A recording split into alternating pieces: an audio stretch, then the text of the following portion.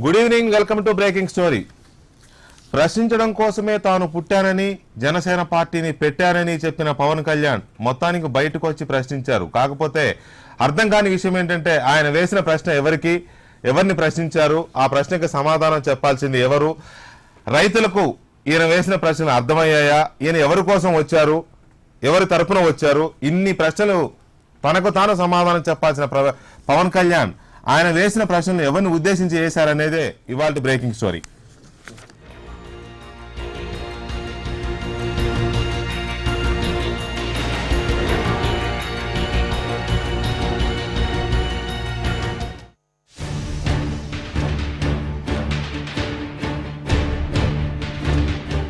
ఫిబ్రవరి 28తో గుంటూరు జిల్లాలో రాజధాని భూసేమీకరణ విజయవంతంగా ముగిసింది. అనుకున్న తేదీలోపే ప్రభుత్వ లక్ష్యానికి అనుగుణంగా దాదాపు 33,000 ఎకరాల భూమి పత్రాల్ని సంబంధిత రైతులు అధికారుల చేతుల్లో పెట్టేశారు.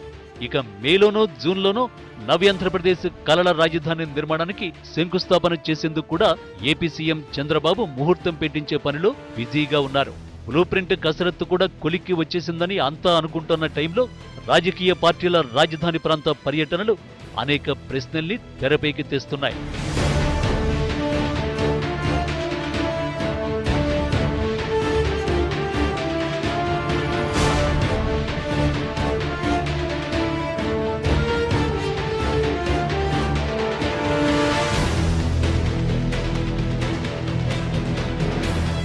సర్కారు అన్యాయంగా రైతుల భూములు లాక్కుంటోందంటూ ఏపీలో ప్రధాన ప్రతిపక్షం వైసీపీ సమీకరణ పూర్తయ్యాక తీరిగ్గా రాజధాని ప్రాంత రైతుల సమస్యలపై సమరభేరి మోగించింది. రుణమాఫీ విషయంలోనూ భూసేకరణలో ఇలా రైతుకు సంబంధించిన ప్రతి హామీలోనూ విఫలమైన బాబు సర్కారుకు రోజులు దగ్గర పడ్డాయంటూ జగన్ ఘాటు విమర్శలకు దిగారు. తాము అధికారంలోకి వచ్చిన వెంటనే ఎవరి భూములు వారికి ఇచ్చేస్తామని, ఇవ్వని వాళ్లు ఇక ఇవ్వద్దంటూ సమీకరణ లక్ష్యం పూర్తయ్యాక కొత్త పాట మొదలుపెట్టారు. మిగిలినటువంటి రోడ్లు వేసేసి జోనింగ్ చేసేసి మాస్టర్ ప్లాన్ ఇచ్చేసి విడిచిపెట్టేసేసి కావాలనుకున్న రైతు తానే వ్యవసాయం చేసుకుంటాడో లేకపోతే తానే రియల్ ఎస్టేట్ చేసుకుంటాడో ఆ రైతుకే స్వతంత్రం ఉండదు. మీరెందుకు రియల్ ఎస్టేట్ వ్యాపారం చేయాలనుకుంటున్నారు అని చంద్రబాబు నాయుడు గారిని గట్టిగా నేను నిలదీస్తా ఉన్నా. పొరపాటు ఏదైనా చంద్రబాబు నాయుడు గారు బలవంతంగా ఈ భూములు తీసుకునే కార్యక్రమం ఏదైనా చేస్తే మాత్రం ఒకటి చెప్తా ఉన్నా, త్వరలోనే చంద్రబాబు నాయుడు గారి ప్రభుత్వం పోతుంది. మన ప్రభుత్వం వచ్చిన వెంటనే ఇక్కడ బలవంతంగా ఎవరి దగ్గర నుంచి రైతుల దగ్గర నుంచి భూములు లాక్కుంటారో వారందరికీ కూడా భూములు మళ్ళీ తిరిగి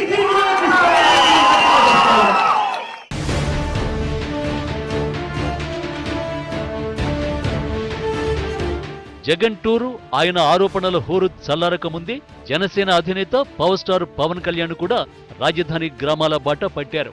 రైతులతో కన్నీళ్లు పెట్టించి భూములు తీసుకోవద్దంటూ పవర్ఫుల్ డైలాగులు పేల్చేశారు.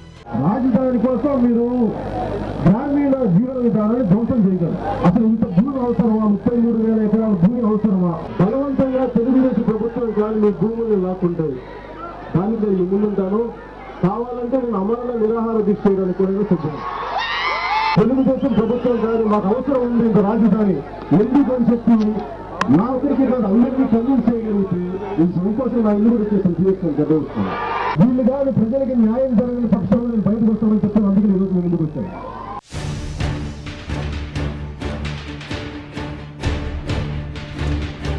ప్రశ్నిస్తానని పార్టీ పెట్టినప్పుడు చెప్పాను, ఇప్పుడు ప్రశ్నిస్తున్నాను అంటూ పవన్ వేసిన ప్రశ్నలకు మిత్రపక్షం టీడీపీ ఘాటుగానే సమాధానాలిచ్చింది. రాజధానిని రాష్ట్ర ఆర్థిక చోదక శక్తిగా తీర్చిదిద్దాలన్న తన సంకల్పాన్ని ఎవరూ మార్చలేరంటూ సీఎం చంద్రబాబు సీరియస్ గానే చెప్పారు. రాజధాని అంటే 1000 ఎకరాలు కట్టచ్చు, 5,000 ఎకరాలు కట్టచ్చు. 5,000 ఎకరాల్లో కట్టి 1000 ఎకరాల్లో కడితే ఆ ల్యాండ్ కూడా విలువ రాదు, ఆ కొండే వ్యక్తులు కూడా లాభం రాదు. ఆ విషయం మనం గుర్తుపెట్టుకోవాల్సిన అవసరం ఉంది. ఎందుకంటే అక్కడ వరల్డ్ క్లాస్ కంపెనీస్ వస్తాయి, ఇన్ఫ్రాస్ట్రక్చర్ వస్తాయి, ఎకనామిక్ యాక్టివిటీ వస్తాయి, ఆ కొండే వాళ్ళ భూములు కూడా విలువ వస్తుంది. ప్రతి ఒక్కరు అర్థం చేసుకోవాల్సిన కోరుతున్నాను. ప్రతి ఒక్కరు ప్రపంచం మొత్తం స్టడీ చేయాల్సి కూడా కోరుతున్నాను. ప్రపంచం మొత్తం ఏం జరిగింది, ఒక 500 ఎకరాల్లో అవసరం లేదు రాజధానికి. ఎందుకు ఊరికి ఒక 4 ఆఫీసులు కట్టుకోవాలి. సెక్రటరియట్, డైరెక్టరేట్ అయితే మల్టీ స్టోరీ కట్టుకుంటే ఒక 4 ఆఫీసులు కట్టుకోవచ్చు.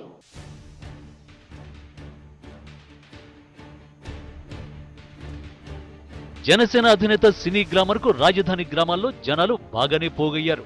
మంచి స్పందనే వచ్చింది. అయితే ఏ రైతుల తరఫున ఆయన పోరాడుతా అంటున్నారో అర్థం కాని పరిస్థితి. భూములు ఇవ్వాల్సిన వాళ్ళు ఇచ్చేశారు, ప్రభుత్వానికి రావాల్సినంత వచ్చేసింది.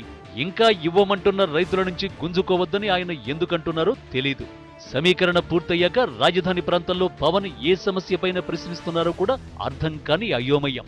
నిజంగా ఆయన రాజధాని కోసం ఫైట్ చేస్తున్నారా లేక మరేదైనా రాజకీయ అజెండాలో భాగంగా పర్యటిస్తున్నారా అనేది ఇవాల్టి బ్రేకింగ్ స్టోరీ.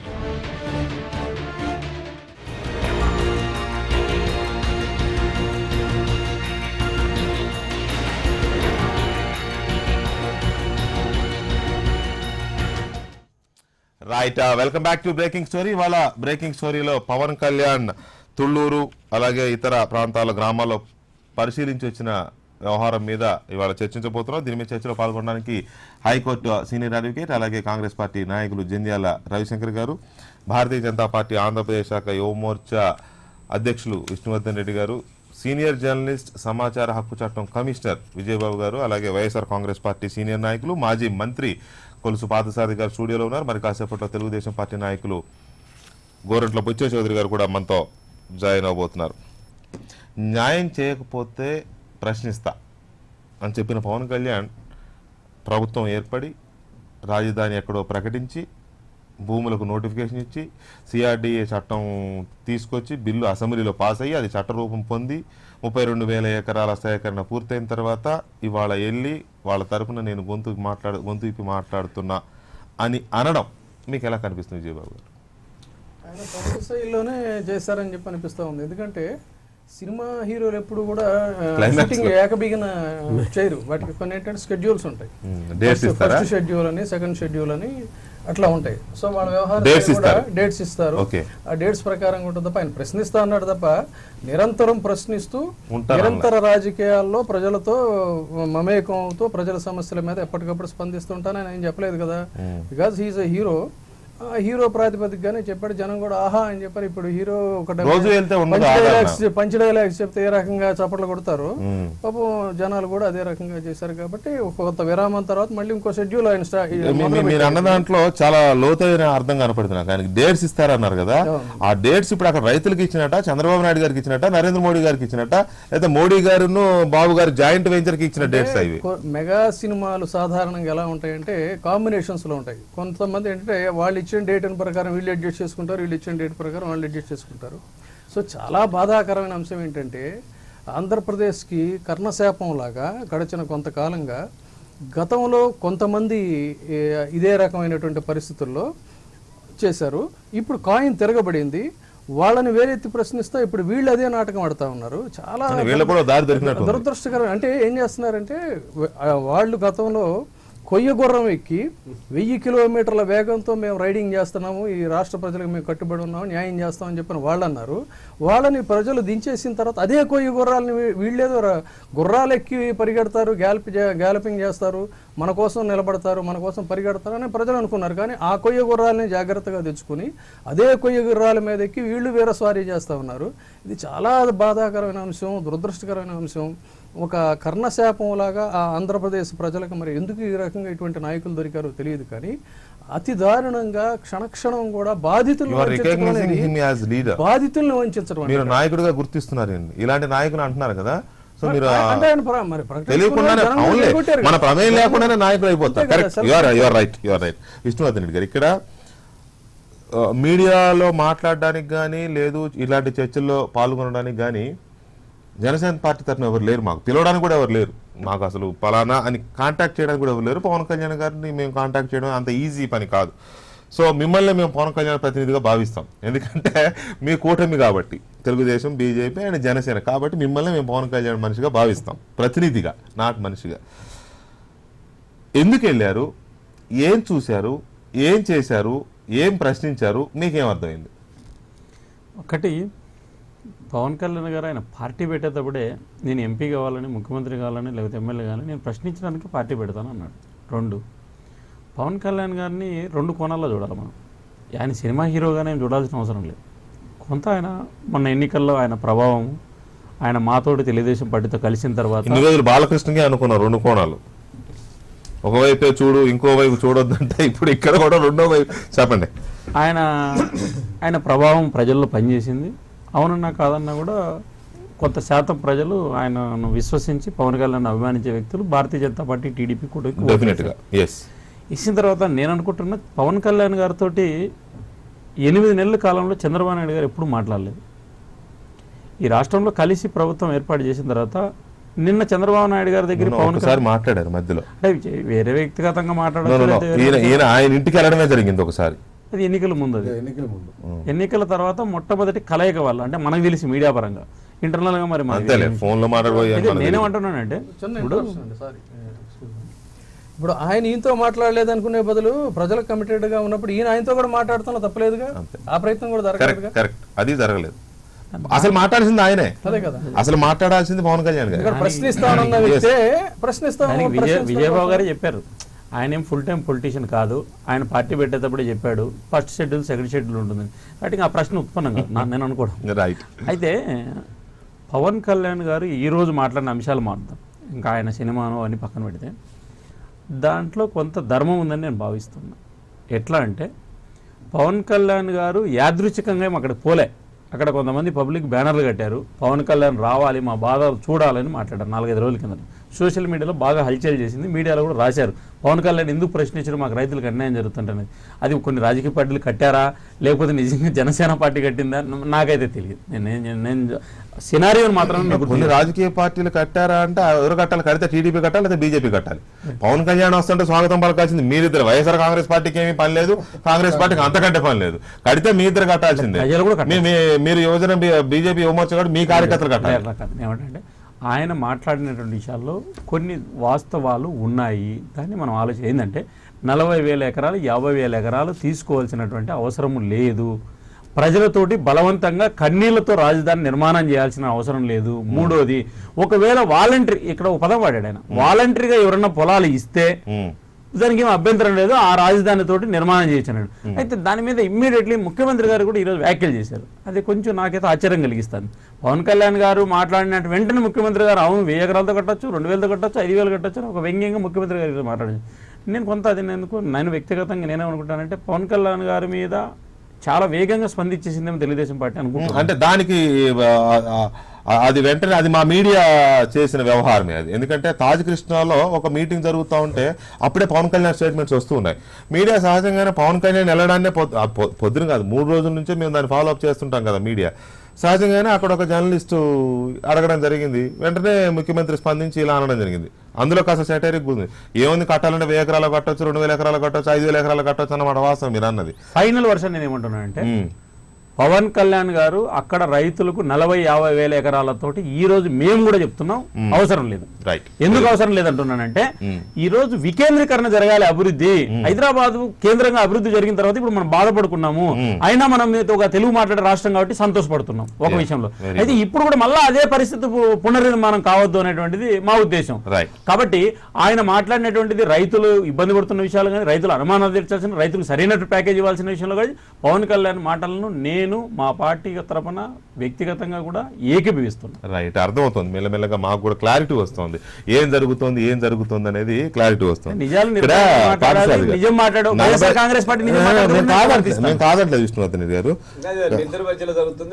అర్థమవుతుంది, మాకు అర్థమవుతుంది. పాదసారి గారు 40,000 ఎకరాలు అవసరం లేదు, 50,000 ఎకరాలు అవసరం లేదు అని మాట్లాడుతుంటే అవును అవసరం లేదని బీజేపీ కూడా వంతపడుతుంది పవన్ కళ్యాణ్ గారికి. అంటే ఇక్కడ ఇన్ని వేల ఎకరాలు అవసరం లేదని బీజేపీ పవన్ కళ్యాణ్ కూడబలుకుని మాట్లాడుకుంటున్న ఈ తరుణంలో అయితే పవన్ కళ్యాణ్తో బీజేపీ అన్న మాట్లాడిస్తుండాలి ఒక పాయింట్. రెండోది, అన్ని వేల ఎకరాలు అవసరం లేదు అని అనుకున్నప్పుడు ఆ ప్రభుత్వంలో తెలుగుదేశం పార్టీతో అంటకాగుతున్న బీజేపీ ఏం చేస్తుంది అడ్డుపడకుండా? ఇప్పుడు ఏదైనా కూడా మొట్టమొదటిగా ఒకటి ప్రూవ్ అయింది ఏంటంటే తెలుగుదేశం ప్రభుత్వం చేస్తున్న రాజధాని ప్రయత్నం ఏదైతే ఉందో అది రైతులకి వ్యతిరేకంగా ప్రజలకి ఆమోదయోగ్యం కాని విధంగా చేస్తుందని మాత్రం తేటతెల్లం అయిపోయింది పవన్ కళ్యాణ్ మాటలతో. అని కాదు, అందరూ చెప్పారు, కాంగ్రెస్ చెప్పింది, మొదటి వరకు వైఎస్ఆర్ కాంగ్రెస్ వ్యతిరేకం కాబట్టి కాంగ్రెస్ ఏమో ఒక సీట్ లేని పార్టీ చెప్తున్నారు పక్కన పెట్టేశారు. మేము చెప్తేనేమో ఇడుపుల పైలో పెట్టుకుంటారా అని చెప్పేసి వ్యంగ్యంగా పొలిటికల్ గా మాట్లాడారు. ఇప్పుడు ఎవరి మూలంగా అయితే తెలుగుదేశం పార్టీ అధికారంలోకి వచ్చిందని చెప్పేసి చెప్పుకుంటున్నారో ఆ వ్యక్తి ఈరోజు ప్రశ్నిస్తూ చాలా స్పష్టంగా చెప్పాడు. కానీ పవన్ కళ్యాణ్ గారిని ఒకటే కోరుతున్నాను, ఆయన 2 మాటలు చెప్పాడు. ఒకటేంటే ఎవరైతే రైతులు ఇష్టపూర్వకంగా ఇస్తారో వాళ్ళు తీసుకోండి, బలవంతంగా తీసుకోవద్దన్నారు ఒకటి. 2, 8,000 ఎకరాలు నాకు తెలిసినంత వరకు సరిపోతుంది, 30,000 ఎకరాలు అవసరం అక్కర్లేదు. ఈ రోజు దాన్ని కూడా రాజకీయంగా చేసుకుని తెలుగుదేశం పార్టీ ఉపయోగించుకునే అవకాశం ఉంది. ఎస్, పవన్ కళ్యాణ్ గారు చెప్పారు కాబట్టి 30,000 40,000 మీద సరిపెడతానని చెప్పేసి. కానీ ఆయన ఏదైతే 8,000 ఎకరాలు అన్నారో దానికి కట్టుబడాల్సిన అవసరం ఉంది. ఎందుకంటే 30,000 ఎకరాలు కూడా రైతులు ఇష్టపూర్వకంగా ఇవ్వాల, బలవంతంగా పోలీసులతో రాజకీయంగా, ఆఖరికి సాక్షాత్ ముఖ్యమంత్రి రైతులు అత్యాశకు పోతున్నారు, అవసరమైతే నేను బలవంతపు భూ సేకరణ చట్టం అని ఒకసారి, ఇంకొకసారి మీరు భూములు ఇవ్వకపోతే మీ భూములని గ్రీన్ బెల్ట్ గా చేస్తానని, ఇంతకంటే బెదిరింపు అక్కర్లా. సాక్షాత్ ఒక అధినాయకుడు ఆ విధమైన మాటలు మాట్లాడినప్పుడు అదే బెదిరింపుగా తీసుకోవాలి. అంతే కదా ప్రభుత్వ బలవంత భూ సేకరణ. ఇప్పుడు ఒకే ప్రాంతంలో భూములు సేకరించినప్పుడు 2 విధాలను ఎట్లా అవలంబిస్తుందండి? అంటే నీకు ఇష్టం ఉన్న వాళ్ళకేమో ఒక పద్ధతి, నీకు వ్యతిరేకంగా ఉన్న వాళ్ళకి ఇంకొక పద్ధతి అవలంబిస్తారా? వెళ్తే భూసేకరణ వెళ్ళాలి, లేదా సమీకరణ కట్టుబడి ఉండాలి. అంతేగా నీకు ఇవ్వలేదు కాబట్టి అది పెడతాను, ఇస్తే ఇది పెడతాను అనేది అది కరెక్ట్ కాదుగా. అంటే నీకు అనుకూలంగా ఉండే రైతులకేమో మేలు చేస్తావు, లేదు చట్ట ప్రకారం పోవాలనుకునే వాళ్ళకేమో నష్టం చేస్తావు. కాబట్టి దీంట్లో చాలా అన్యాయం జరుగుతూ ఉంది. ఏదైతే పవన్ కళ్యాణ్ గారు ఏదైనా సరే వైఎస్ఆర్ కాంగ్రెస్ పార్టీ లేదా కాంగ్రెస్ పార్టీ ఈ రాష్ట్రంలోని రాజకీయ పక్షాలన్నీ కూడా తీసుకున్నది కరెక్ట్ అని కూడా ఆయన కూడా చెప్తున్నారు. విష్ణువర్ధన్ రెడ్డి గారు కూడా చెప్తున్నారు చాలా స్పష్టంగా 30,000 ఎక్కర్లేదని. అంటే బీజేపీ కూడా ఎదిరించింది. కాబట్టి ఇప్పటికైనా సరే చంద్రబాబు నాయుడు గారు ఆయన ఆలోచన పునరాలించుకుని ఇందా స్క్రోలింగ్ వచ్చింది, రైతులకు ఉపయోగపడే విధంగా ప్రపంచ స్థాయి రాజధాని నిర్మిస్తారని. సింగపూర్ ని ఇక్కడ పెడతా అన్నాడు. సింగపూర్ లో ఏ రైతు బాగుపడ్డాడు? ఉపయోగపడే విధంగా ప్రపంచ స్థాయి ఎట్లా చేస్తారు? అక్కడ వ్యవసాయమే లేదు, దాన్ని మనం పెద్దగా సింగపూర్ ని ఇక్కడ తీసుకొస్తాను అనే ప్రయత్నం చేస్తున్నారు కదా. సింగపూర్ ఎక్కడైనా కట్టుకోవచ్చు అండి, ఎక్కడ యాదగిరిగుట్టలో కట్టుకోవచ్చు, లేదా నూజివీడులో కట్టుకోవచ్చు, లేదా కడపలో కట్టుకోవచ్చు. కానీ 365 రోజులు పంటలు పండే భూమిని ఏ టెక్నాలజిస్ట్ అని వచ్చి సృష్టించగలరు? ఇక్కడ రవిశంకర్ గారు పవన్ కళ్యాణ్ టూర్ మీద ఒక ఓవరాల్ అనాలిసిస్ ఏమిస్తారు మిమ్మల్ని అంటే బ్రీఫ్ గా? గంజి తెలుసు బెంజి తెలుసు అని చెప్పిన అన్నయ్య బెంజ్లో ఢిల్లీలో తిరుగుతుంటే రావుడు కాస్త ఆలస్యమైన రావుడు ఖాయం రావడం, అదేనండి ఆయన భాషలో రావుడు ఖాయం, రావడం ఖాయం అని చెప్పిన తమ్ముడు పక్క రావడం పక్క అని చెప్పిన తమ్ముడేమో 32,000 ఎకరాల ఎక్విజిషన్ అయిపోయిన తర్వాత రావటం అనేది పక్క. నయా రాయపూర్ అందరూ ఒప్పుకున్నారు, ఇంక్లూడింగ్ చంద్రబాబు నాయుడు. నయా రాయపూర్ 5,000 ఎకరాలు కూడా అవలే. అద్భుతమైన కట్టడం నయా రాయపూర్. అటువంటి క్యాపిటల్ సిటీని కట్టిన తర్వాత ఇవాళ 50,000 ఎకరాల్లో 20,000 ఎకరాలు మనకి అగ్రికల్చర్ ల్యాండ్, వాళ్ళ గవర్నమెంట్ ల్యాండ్ ఉండగా 32,000 ఎకరాలు ఇవాళ మనకి వీళ్ళు రైతుల దగ్గర నుంచి తీసుకుంటామని. మామూలుగా ఒక ఎంఆర్ఓ మనకి ఒక మండలానికి లేకపోతే తాలూకా దీంట్లో హెడ్ క్వార్టర్స్లో ఉండి ఒక ఎస్ఐ లేకపోతే ఒక పోలీస్ పికెట్ కనుక ఒక తాలూకా హెడ్ క్వార్టర్స్లో ఉంటే ఆ ప్రాంతంలో ప్రతి విలేజ్లోనూ పికెట్ పెట్టారు. పికెట్ ఎందుకు పెట్టారు? ఎవరు రావటానికి కోసం పెట్టారు, ఎవరు పోవటానికి పెట్టారు? ఎంఆర్ఓలు పోయి అక్కడెందుకు పనులు చేస్తున్నారు, అక్కడ మీకు ఆర్డీఓలు అందరూ పోయి అక్కడెందుకు కూర్చుంటున్నారు అనేది అసలు ఇంపార్టెంట్ ఇష్యూ. అది అంటే అసలు ఇక రాజధాని అయిపోయింది కాబట్టి పంచాంగ శ్రవణం కూడా తుళ్ళూరులోనే అంటున్నారు కాబట్టి మనం అది వదిలిపెడదాం. దానికి వదిలిపెట్టేసి పవన్ కళ్యాణ్ వెళ్ళిన తీరు కానీ వాళ్ళ వెళ్ళి మాట్లాడిన మాటలు కానీ, ఎందుకంటే మీడియా అటెన్షన్ కూడా జగన్మోహన్ రెడ్డి గారు ప్రతిపక్ష నాయకుడిగా వెళితే కూడా మీడియా అంత అటెన్షన్ డ్రా చేయలే. ఇవాళ చాలా ఎక్కువ టైం కేటాయించి ఆయన ప్రతి అడుగుని చేశారు. కాబట్టి ఈ నెల మాట్లాడింది ఏంటి? పూర్తిగా నిన్నటిదాకా రాత్రి వరకు అనుకున్నది ఏంటంటే చంద్రబాబు నాయుడే పంపిస్తున్నాడు, నరేంద్ర మోడీ పంపిస్తున్నాడు అనుకున్నారు కదా. వెళ్ళిన తర్వాత మాట్లాడిన మాటలు కొంచెం డిఫరెంట్ గా ఉన్నాయి. ఆ మాటల్లో ఏమైనా ద్వంద్వార్థము లేదా హైడ్రామా ఏమన్నా అనిపిస్తుందా? పవన్ కళ్యాణ్ టూర్ కాన్ఫైన్ అవుదాం. పూర్తిగా ఇవాళ చంద్రబాబు నాయుడు గారు ఆయన మాటలకి రియాక్ట్ అయిందని కనుక చూసుకుంటే ఖచ్చితంగా ఆయన బీజేపీ తరఫున మాట్లాడుతున్నాడు. తేడతెల్ల ఓన్ చేసుకుంటుంది. రెండోది ఏంటంటే బీజేపీ మేము ఇక్కడ బలపడకూడదా అని అమిత్ షా గారు విజయవాడ సాక్షిగా మేము ఇక్కడ ఎల్ఐసి ఉన్నంత మాత్రాన మేము బలపడకూడదని ఏమన్నా ఉందా అని ఆయన మాట్లాడిన మాటల్లోనే ఖచ్చితంగా కార్యక్రమం తెలిసిపోయింది. దానికి ఫర్దర్ ఇది ఎక్కడ ఉంటుంది, రేపు కార్పొరేషన్ ఎలక్షన్ లో పవన్ కళ్యాణ్ గారిని ఇవాళ నుంచే ముందుకు తీసుకొచ్చి రేపు పొద్దున జరగబోయే కార్పొరేషన్లు హైదరాబాద్ కానీ అటు పక్కన మీకు గుంటూరు విజయవాడ ఆ ఏరియాలో కార్పొరేషన్స్ కానీ ఎక్కడైనా కానీ ఆయన బీజేపీ తరఫున దింపి టీడీపీని డైరెక్ట్గా మాకు మీరు ఈ కార్పొరేషన్ మేయర్ పోస్ట్ ఇస్తే మిమ్మల్ని మాతో కలుపుకుంటాం, లేకపోతే మా అంతటా 100% అదే దాని ఎవిడెన్స్ అండి, అందుకంటే అనుమానం ఏమాత్రం లేదు. రవిశంకర్ గారు కాంగ్రెస్ నాయకుడి నుంచి మీరు విశ్లేషకుడు చేశారు కాబట్టి విశ్లేషకుడు జనరల్ గా ఏం ఆలోచిస్తాడు, 4-5 రకాల యాంగిల్లో ఆలోచించి కన్క్లూడింగ్ వస్తాడు. లేదు, డైరెక్ట్ బీజేపీతోనే అన్నది 4-5 రకాల అల్ల డైరెక్ట్ గా బీజేపీతోనే టీడీపీని సపరేట్ చేస్తున్నారని చెప్పి డైరెక్ట్ గా మాట్లాడుతున్నారు. తెలుగుదేశం పార్టీ ఒక రాజకీయ పార్టీ, భారతీయ జనతా పార్టీ ఒక రాజకీయ పార్టీ, సంబంధించిన రాజకీయ పార్టీ. ముగ్గురం కలిసి ఎన్నికలు పోయినాం, ఈరోజు ముగ్గురం కలిసి ఉన్నాము. అయితే మా ప్రభుత్వం మీద కానీ లేదా ఈ రాష్ట్రంలో ఉన్నటువంటి తెలుగుదేశం ప్రభుత్వం మీద కానీ లేదా జనసేన కూడా రేపైనా ఒక ప్రభుత్వం ఏర్పాటు చేసి జనసేన కానీ భావ సారూప్యత కలిగినటువంటి రాజకీయ పార్టీలుగా మంచి చెడులను చర్చించుకునేటువంటి స్వేచ్ఛ మా అందరికీ ఉంది. సౌహృదమైన వాతావరణంలో పవన్ కళ్యాణ్ గారు ఒక నిర్మాణాత్మకమైనటువంటి సూచన ఈ ప్రభుత్వానికి చేశాడు. దాంట్లో చాలా ఇంపార్టెంట్ పదం ఒకటి వాడాడు, ప్రజలు వాలంటరీగా రైతులు ఇస్తే నాకేం అభ్యంతరం లేదు, అయితే వాళ్ళ కన్నీళ్ళు పెట్టి లాక్కోద్దండి భూమి అని చెప్పారు. ఈ సందర్భంలో లాగేసిన తర్వాత ఈ సందర్భంలో మనము మొగాలకు బోడిగుండుకు రేపు జరగబోయే కార్పొరేషన్ అసలు 32 ఎకరాల సేకరణ పూర్తయింది. పాదసారథి గారు చెప్పినట్టు నయానో భయానో బెదిరించారో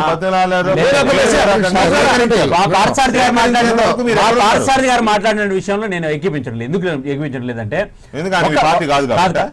మా పార్థసారథి గారు ఉద్దేశం మాజీ మంత్రి పార్థసారథి గారు వైఎస్ఆర్ కాంగ్రెస్ పార్టీ తరఫున రిప్రజెంటేటివ్ అనుకుంటున్నాను. నేనేమంటానంటే అక్కడ జరిగినటువంటి విషయంలో వైఎస్ఆర్ కాంగ్రెస్ పార్టీకి ఈ రోజు వరకు కూడా క్లారిటీ లేదు రాజధాని విషయంలో.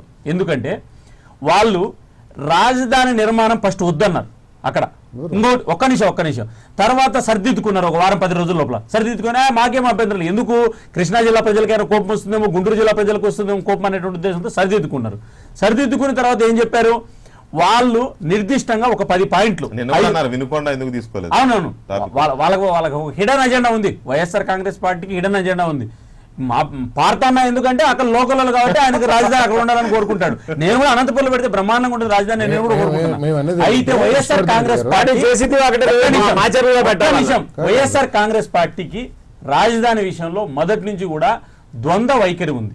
ఇప్పుడు మేము మొదటి నుంచి కూడా చెప్తున్నాం, మా పార్టీ జంబులి శ్యామ్కిషోర్ గారు రాష్ట్ర ప్రధాన కార్యదర్శి తుళ్ళూరు ఊరు, ఆయన 30 సంవత్సరాలుగా భారతీయ జనతా పార్టీ నాయకుడు. ఆయన మొదటి నుంచి కూడా చెప్తున్నాడు వద్దు, ఆయన చెప్పి మన పార్తాన్ని చెప్పినటువంటి విషయాలే 3 పంటలు పండేటువంటి భూములు, ఇవి సారవంతమైన భూములు, ఈ పొలాలు ఇంత తీసుకోవాల్సిన అవసరం లేదు. ఇప్పుడు కాదు కదా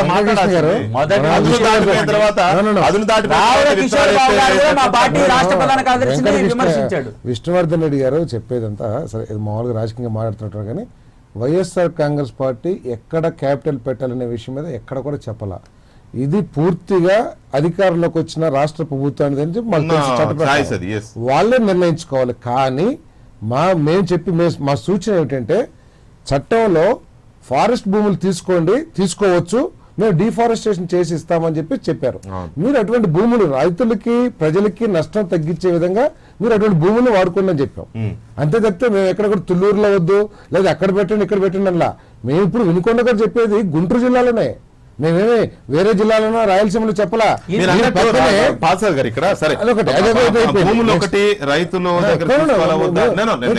చెప్పాలి వైఎస్ఆర్ కాంగ్రెస్ పార్టీ తుళ్ళూరు అభ్యంతరం లేదు, కానీ ప్రజల్ని ఇబ్బంది పెట్టి తీసుకోవద్దని చెప్పి ఈ రోజు మీరు అంటున్నారు కదా సేకరణ చేశారని. ఇప్పుడు దాకా సేకరణ జరగలా, కేవలం అంగీకార పత్రాలు మాత్రమే ఇచ్చారు. ఈ రోజు పవన్ కళ్యాణ్ గారి యాత్ర కానీ లేకపోతే నిన్న జగన్మోహన్ రెడ్డి యాత్ర గారు కానీ వాళ్ళు ఎవరైతే బెదిరింపులకు లోనే ఇచ్చారో వాళ్ళు వెనక్కి తీసుకుంటానికి ఈ రోజు అవకాశం ఉంది. చాలా మంది ఉంటారండి భయంతో. ఇప్పుడు వాళ్ళు ఫోన్ చేసి మీకు భూసేకర్ దీంట్లో పోలింగ్లు అయితే మీకు 1200 గజాలు వస్తాయి, 2 కోట్లు వస్తాయి. లేకపోతే భూసేకర్లు అయితే కేవలం 30 లక్షలు వస్తాయి. రకరకాల ప్రమాణాలతో మనం మాట్లాడితే మనం ఆత్మవంచన చేసుకున్నట్లే. రాజశేఖర రెడ్డి గారు ముఖ్యమంత్రిగా అనంతపురం జిల్లాలో 12,000 ఎకరాలు భూసేకరణ చేశారు లేపాక్షి నాలెడ్జ్ సిటీ పేరు మీద. ఈ భూమిని సేకరించకనే, రైతులకు డబ్బులు ఇవ్వకనే, ఫెన్సింగ్ కూడా వేసుకోకనే ఒప్పందాలు చేసుకున్నారు. మరి ఒక్కటి నేను తెలుగుదేశం పార్టీని వన్ సైడ్ కార్నర్ చేయొద్దండి, వాస్తవాలుగా మాట్లాడదాం. మరి మీరు 12,000 ఎకరాలు అనంతపురం జిల్లాలో భూసేకరణ చేసినప్పుడు మీరు అన్ని పత్రాలు తీసుకోకనే అక్కడ ఒప్పందాలు చేసేసుకున్నారు లేపాక్షి నాలెడ్జ్ హక్కుతోటి. ఆ రోజు మా పార్సారథి గారు మంత్రిగా ఉన్నారు, కేబినెట్ లో నిర్ణయాలు నేను 2009 అయ్యాను, విషయం తెలియదు. కానీ మేమనేది రైతులు వ్యతిరేకంగా మేము భూములు తీసుకుంటే చెప్పండి. మీరైనా ఉద్యమం చేసేటప్పుడు ఎవరైనా ఆపారా? మేము ఎక్కడ కూడా 365 రోజులు పంటలు పండే భూములు ఎక్కడ తీసుకోవాలా. ఇప్పుడు రాజశేఖర రెడ్డి గారు ఉన్నప్పుడు మీరు కాలం చూసుకోండి. మేము ఇప్పుడు అనేది ఏంటంటే ఇది మల్టీ క్రాప్ భూమి ల్యాండ్స్ కి స్పెషల్ చట్టం ఉంది కాబట్టి మీరు అటువంటి మనకు తెలియకుండానే మనం మళ్ళీ భూములు రైతులు చంద్రబాబు నాయుడు తీసుకున్నారు లేదు మళ్ళీ మనం బేసిక్స్ లోకి వెళ్తున్నాం. నేను అంటున్నది అది కాదు, అసలు పవన్ కళ్యాణ్ అనే వ్యక్తి ఇప్పుడు ఎందుకు ఎంటర్ అయ్యాడు పిక్చర్ లోకి అనేది కదా మనం దాని మీద ఎందుకు అనేది దానికి కూడా కారణం ఉంది. పవన్ కళ్యాణ్ గురించి ఇంతగా చర్చించాల్సిన అవసరం లేదు అసలు యాక్చువల్ గా. కానీ జగన్మోహన్ రెడ్డి గారి పర్యటనకు ఒకరోజు ముందే వెళ్లాలని ముందు అనుకున్నారు కదా. ఆ తర్వాత వైఎస్ఆర్ కాంగ్రెస్ పార్టీ నుంచి కానీ లేకపోతే సాక్షి పత్రికలో కానీ డైల్యూట్ చేయడం కోసం జగన్మోహన్ రెడ్డి పోటీ పర్యటన పెట్టిస్తున్నాడు చంద్రబాబు నాయుడు అనే కథనాలు రావడంతో వాయిదా పడినట్టుగా ఒక అబ్జర్వేషన్. సరే ఇవాళ వెళ్ళి డిఫరెంట్ గా మాట్లాడారు. ఆ డిఫరెంట్ గా మాట్లాడిన మాటలు మీకు రుచికరంగా ఉన్నాయి. రుచికరంగా ఇన్ ద సెన్స్ ప్రభుత్వానికి వ్యతిరేకంగా మాట్లాడాడు, రైతుల తరపున మాట్లాడాడు, మేము చెప్పింది నిజం అవుతోందని కదా మీరు అంటున్నారు. ఒకవేళ ప్రభుత్వానికి వ్యతిరేకంగా మాట్లాడేవాడు కానీ లేదా రైతుల తరపున మాట్లాడాలి లేదు అక్కడికి వెళ్ళిన తర్వాత రైతులతో మాట్లాడిన తర్వాత వాస్తవ పరిస్థితిని అవగతం చేసుకున్న తర్వాత స్పందించాలి అనుకునేవాడు ముందే చంద్రబాబు నాయుడు ఎందుకు కలిశాడు? ఆయన పిలవచ్చు, ఈయన వెళ్ళుండొచ్చు, అది వేరే విషయం. ముందే ఎందుకు కలవాల్సి వచ్చింది? ఈయన కలిసి వెళ్ళినవాడు వెళ్ళిన తర్వాత ఇంకో మాట అన్నాడు, చంద్రబాబు నాయుడు మీద నాకు నమ్మకం ఉందన్నాడు. సో ఇవన్నీ చూస్తుంటే యా ప్లీజ్ కొన్ని గంటల క్రితం జరిగిన అంటే కొన్ని గంటలు అంటే ఒక కపుల్ ఆఫ్ డేస్ అనుకుంటే 2 రోజుల క్రితం జరిగిన ఒక పెద్ద హై డ్రామా బయటకు వచ్చిన ఇదేంటంటే చంద్రబాబు నాయుడు గారు పవన్ కళ్యాణ్ గారు ఇద్దరు కలిసి మాట్లాడుకున్నప్పుడు చంద్రబాబు నాయుడు గారిని కొంతమంది రాజకీయ విశ్లేషకులు చాలా ప్రైజ్ చేశారు. ఆయన బొర్ర మామూలుడు కాదు, చాలా అసామాన్యుడు. పవన్ కళ్యాణ్ షోల్డర్ మీద రైఫిల్ పెట్టి బీజేపీని కేంద్రాన్ని షూట్ చేసే దీంట్లోకి వచ్చాడు, అసలు ఆయన చాణక్య రాజనీతి వేరు అని చెప్పి అప్పుడు అన్నారు. సో అది ఇప్పుడు మళ్ళీ ప్రాక్టికల్ గా ఇప్పుడు ఇక్కడికి వచ్చేసరికి ఏమైందంటే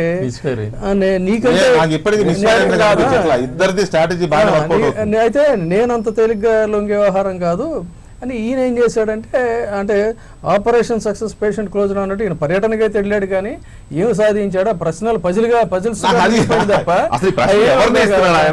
క్లారిటీ లేనటువంటి ప్రశ్నలు. ఇక్కడ పాయింట్ విషయం గమనించాల్సింది ఏంటంటే గడచిన కొన్ని వారాలుగా రోజులుగా కాదు కొన్ని వారాలుగా భూసేకరణ సమస్య అనేది జరుగుతున్నప్పుడు దాని మీద రకరకాలైనటువంటి వివాదాలు వస్తున్నప్పుడు అంటే సహజంగా భూమి అనేటువంటిది ఎవరు కూడా వాలంటరీగా ఎవరండి, భూమి అంటే ఒక కన్న కూతురు కంటే కూడా రైతుకి ఎక్కువ ప్రేమ. సో తర్వాత మళ్ళీ ఇందులో ఒక 2-3 ఇష్యూస్ కూడా ఉన్నాయి, ప్రాక్టికల్ ఇష్యూస్. ఏంటంటే ఇప్పుడు కౌలుదారులు ఉన్నారు, కౌలుకి కొంతమంది భూములు ఇచ్చేస్తూ ఉంటే చాలామంది ఏంటంటే ఎక్కువ ల్యాండ్ ఉన్నోళ్ళు వాళ్ళ చెప్పు చేతల్లో లేదా వాళ్ళ క్లచెస్లో వీళ్ళు ఇరుక్కుపోయినటువంటి పరిస్థితి అక్కడ. వీళ్ళ పిల్లలేమో అమెరికాలో ఉండి ఎందుకు వచ్చిన గోలంతా అమ్మిపడేసే వచ్చేసేద్దామనే బాపతోళ్ళు చాలా మంది ఉన్నారు. వాళ్ళు ఎప్పుడైతే ల్యాండ్ పూలింగ్ వ్యవహారం వచ్చిందో చాలా సంతోషంగా భూములను ఇచ్చేసారు వాళ్ళు. అమ్మాయి ఒక తలకైనా బదిలిపోతుంది మీకంటే మీ పిల్లలు ఆ పిల్లలు ఎవరైతే అమెరికాను లండన్ పోయి యూరోలు డాలర్లు సంపాదిస్తున్నారో అంతకు 4 ఇంతలు మేము సంపాదించామరా అన్నట్టుగా వీళ్ళు ఆనందంగా ఇచ్చారు. కానీ ఈ భూమిని కౌలు వాళ్ళకి వాళ్ళే దున్నుకుంటా సాగు చేసేటువంటి వాళ్ళైతే తమ బిడ్డ కంటే కూడా ఎక్కువగా భూమిని చూసుకున్న పరిస్థితి వాళ్ళకి కొంత ఇబ్బందికరంగా బాధాకరంగా ఉంది. 3 పంటలు వచ్చేటువంటి దీన్ని వదులుకోవటం ఇంటర్నల్ గా భూసేకరణలో సమస్యలు ఉంటాయండి. ఎవరు కూడా 100% వాలంటీర్గా ఇవ్వడం అనేది సాధ్యం కాదు, ఇది క్లిష్టమైన సమస్య.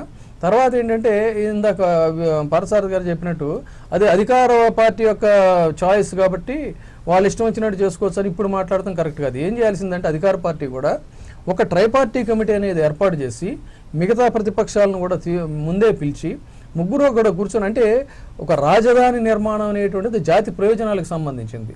జాతి ప్రయోజనాలకు సంబంధించిన వాటిలో సంకుచిత రాజకీయాలను పక్కన పెట్టి ఒక విశాల దృక్పథంతో అక్కడ ఎన్నికల టైంలో తిట్టుకున్నారు, కొట్టుకున్నారు, అదంతా వేరే, మిగతా విషయాల్లో కూడా కొట్టుకుంటారు. కానీ జాతి సుదీర్ఘకాల ప్రయోజనాలకు సంబంధించినప్పుడు ఏంటంటే అన్ని పార్టీలు కలిసి చర్చించుకోవాల్సిన అవసరం ఉంది. గతంలో కొన్ని దశాబ్దాలు వెనక్కి వెళితే ఈ దేశంలో అలాంటి సంఘటనలు చాలా ఉన్నాయి. అలా డిస్కషన్ జరగాల. అది జరగకుండా ఇవాళ మొన్నటి వరకు జరిగింది ఏంటి, రాష్ట్ర విభజనని రాజకీయ వికృత క్రీడగా ఆడుకున్నారు. ఇప్పుడు రాజధాని వికృత క్రీడ. గోరంట్ల బుచ్చచౌదరి గారు కూడా జాయిన్ అయ్యారు. బుచ్చచౌదరి గారు నమస్తే అండి. నమస్కారం. చంద్రబాబు నాయుడు గారితో మాట్లాడారు. సరే, ఈయన పిలిచారా, ఆయన వచ్చారో ఎవరికి తెలియదు. మొత్తానికైతే ఇద్దరు మాట్లాడుకున్నారు ఒక 3 రోజుల క్రితం కదా. మాట్లాడుకున్న తర్వాత పర్యటన ఖరారైంది. పవన్ కళ్యాణ్ అక్కడికి వెళ్ళారు, వచ్చారు. వెళ్ళి మాట్లాడిన మాటలు కొద్దిగా ప్రభుత్వానికి వ్యతిరేకంగా మాట్లాడారు కాబట్టి ప్రభుత్వానికి వ్యతిరేకంగా పవన్ కళ్యాణ్ ఉద్దేశపూర్వకంగానే మాట్లాడాడు. అవసరమైతే ఆమరణ దీక్ష చేస్తానన్నాడు. మేము మొదటి నుంచి రైతులు అక్కడ అసంతృప్తితో ఉన్నారు, రైతులను ఒత్తిడి చేస్తున్నారు, రైతులను బలవంతం చేస్తున్నారని మేము ఏవైతే ఆరోపణలు చేస్తున్నామో ఆ ఆరోపణలకి ఇవాళ పవన్ కళ్యాణ్ మాటలు ధృవీకరించేలా ఉన్నాయని వైఎస్ఆర్ కాంగ్రెస్ పార్టీ కానీ మాట్లాడుతున్నాయి. నిజంగానే మీరు పంపిస్తే వెళ్ళాడా పవన్ కళ్యాణ్ గారు? లేదు, ఆయన వెళ్ళి మాట్లాడుతున్న మాటలకి తెలుగుదేశం ప్రభుత్వం దగ్గర సమాధానం ఉందా? ఆయన వేస్తున్న ప్రశ్నలు మీకా ఇంకెవరికైనా? అక్కడ ఏదైతే రాజధానికి భూమి కావాలని మనం కోరుకున్నామో ఆ ప్రాంతం రాజధాని నిర్మాణం అంతా కూడా అమరావతి, మంగళగిరి ప్రాంతాల్లోకి వచ్చేలాగా, తుళ్ళూరు ప్రాంతంలో వచ్చేలాగా ఒక అనుకున్నారు. కృష్ణానది తీరంలో రావాలని, అది కృష్ణా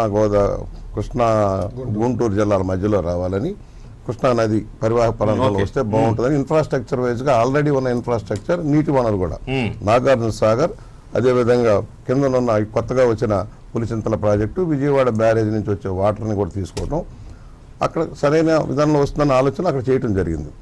అయితే భూసేకరణ చేయటం వేరు, ల్యాండ్ పూలింగ్లోకి రావటం వేరు. భూములు వాళ్ళు స్వచ్ఛందంగా ఇచ్చారా? ఒకటి ప్రభుత్వం అడిగింది, కొంత ఆందోళన కూడా వచ్చిన మాట యథార్థమే. మొదట్లో ఏంటంటే ఏమవుతుంది, ఎందుకంటే అప్పటి వరకు రాజధాని పేరు లేనప్పుడు నాకు తెలిసి బాగా బంధువుల వరకు కూడా అక్కడ ఉన్నారు. 10 లక్షలు, 8 లక్షలు, 15 లక్షలు మించి లేవు అక్కడ. అయితే ఈ పక్కన ఏదైతే కొంచెం ఆందోళన చేస్తున్న 2-3 గ్రామాలకు సంబంధించి ఇటు పెనుమాక కానీ, ఉండవల్లి కానీ, ఈ ప్రాంతంలో కొంచెం మంగళగిరికి చేరువుగా ఉన్న 3-4 గ్రామాల్లో పంటలు కూడా వస్తాయి. అక్కడ కొన్ని భూములు, ఎందుకంటే లంక భూములాగా వచ్చే లక్ష మా కడియం లంకలాగానే లంక భూములు కూడా ఉన్నాయి, వాటర్ బాండ్ ఉంది, కొంత అక్కడ వస్తున్నాయి. అయితే భూముల వాల్యూ పెరిగింది. కొంతమంది అమ్ముకున్నారు, దాదాపు 1-2 కోట్ల దాకా కూడా అమ్ముకున్న వాళ్ళు ఉన్నారు. మా అందరికీ తెలిసిన నా నగ్న సత్యం ఇది. రిజిస్ట్రేషన్ వాల్యూ ఎంత ఉందనే దానికంటే కొంతమంది అవసరం కోసం ఎకరం, 1 ఎకరం, 2 ఎకరాలు అమ్ముకున్న వాళ్ళు ఉన్నారు. మిగతాదేమో ల్యాండ్ పూలింగ్ ఇచ్చిన వాళ్ళు ఉన్నారు. కొంతమంది ఏంటంటే రాజధానికి అసలు ఎంత భూమి అవసరం అనేది అంటున్నారు.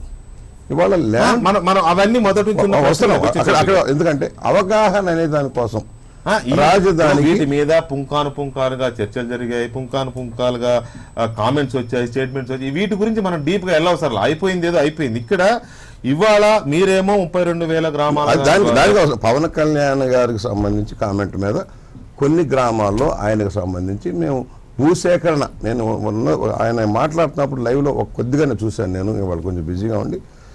భూసేకరణకు నేను వ్యతిరేకం, ఎందుకంటే బలవంతంగా సేకరించేదానికి వ్యతిరేకం అన్న పదం నేను చూశాను ఆయనది.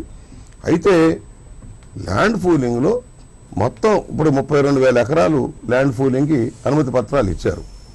అనుమతి పత్రాలు ఇచ్చిన దాంట్లో డెవలప్మెంట్లో ప్రజెంట్ నార్మ్స్లో డెవలప్మెంట్లో బుచ్చచౌదరి గారు, మనం ఇదంతా తిరగవసరలే, ఇదంతా తెలిసిన వ్యవహారమే. నేను అడుగుతున్నది, మీరు వచ్చే ముందు వీళ్ళని అడిగిన ప్రశ్న మిమ్మల్ని కూడా నేను అడుగుతున్నా.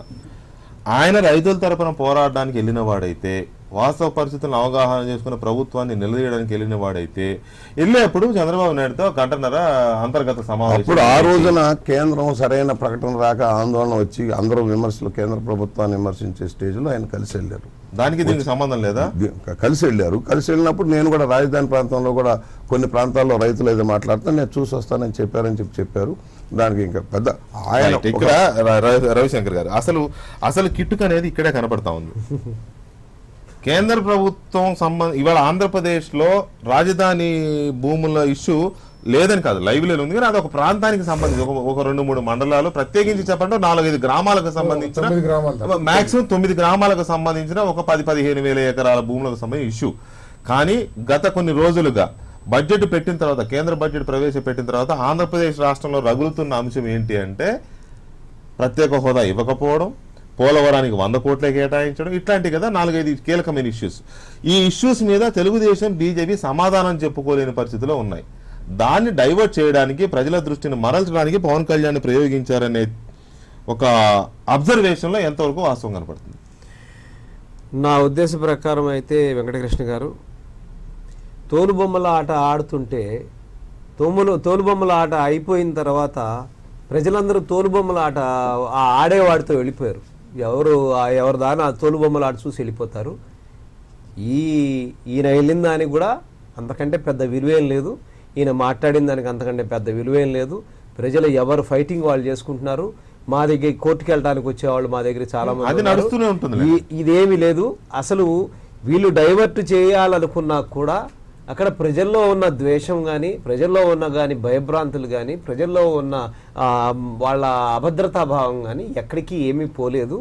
దాని మీద నిజానికి ఒక రకంగా మాట్లాడాలంటే ఇవాళ ఈ ల్యాండ్ పూలింగ్ అనే దాన్ని బలవంతంగా చేయటమే తప్ప, ల్యాండ్ ఎక్విజిషన్ కనుక 2013 యాక్ట్ని సుప్రీంకోర్టు రెండు సార్లు అప్హోల్డ్ చేసింది. 2013 యాక్ట్ని అప్హోల్డ్ చేసిన తర్వాత మీకు ఇవాళ సడన్గా దాంట్లో ఉన్న లాకునాస్ కనిపించి దాంట్లో కనుక ఇది ఉంటే నువ్వు పూర్తిగా రేపు పొద్దున వీళ్ళ అభిప్రాయాలు తీసుకోవాలి.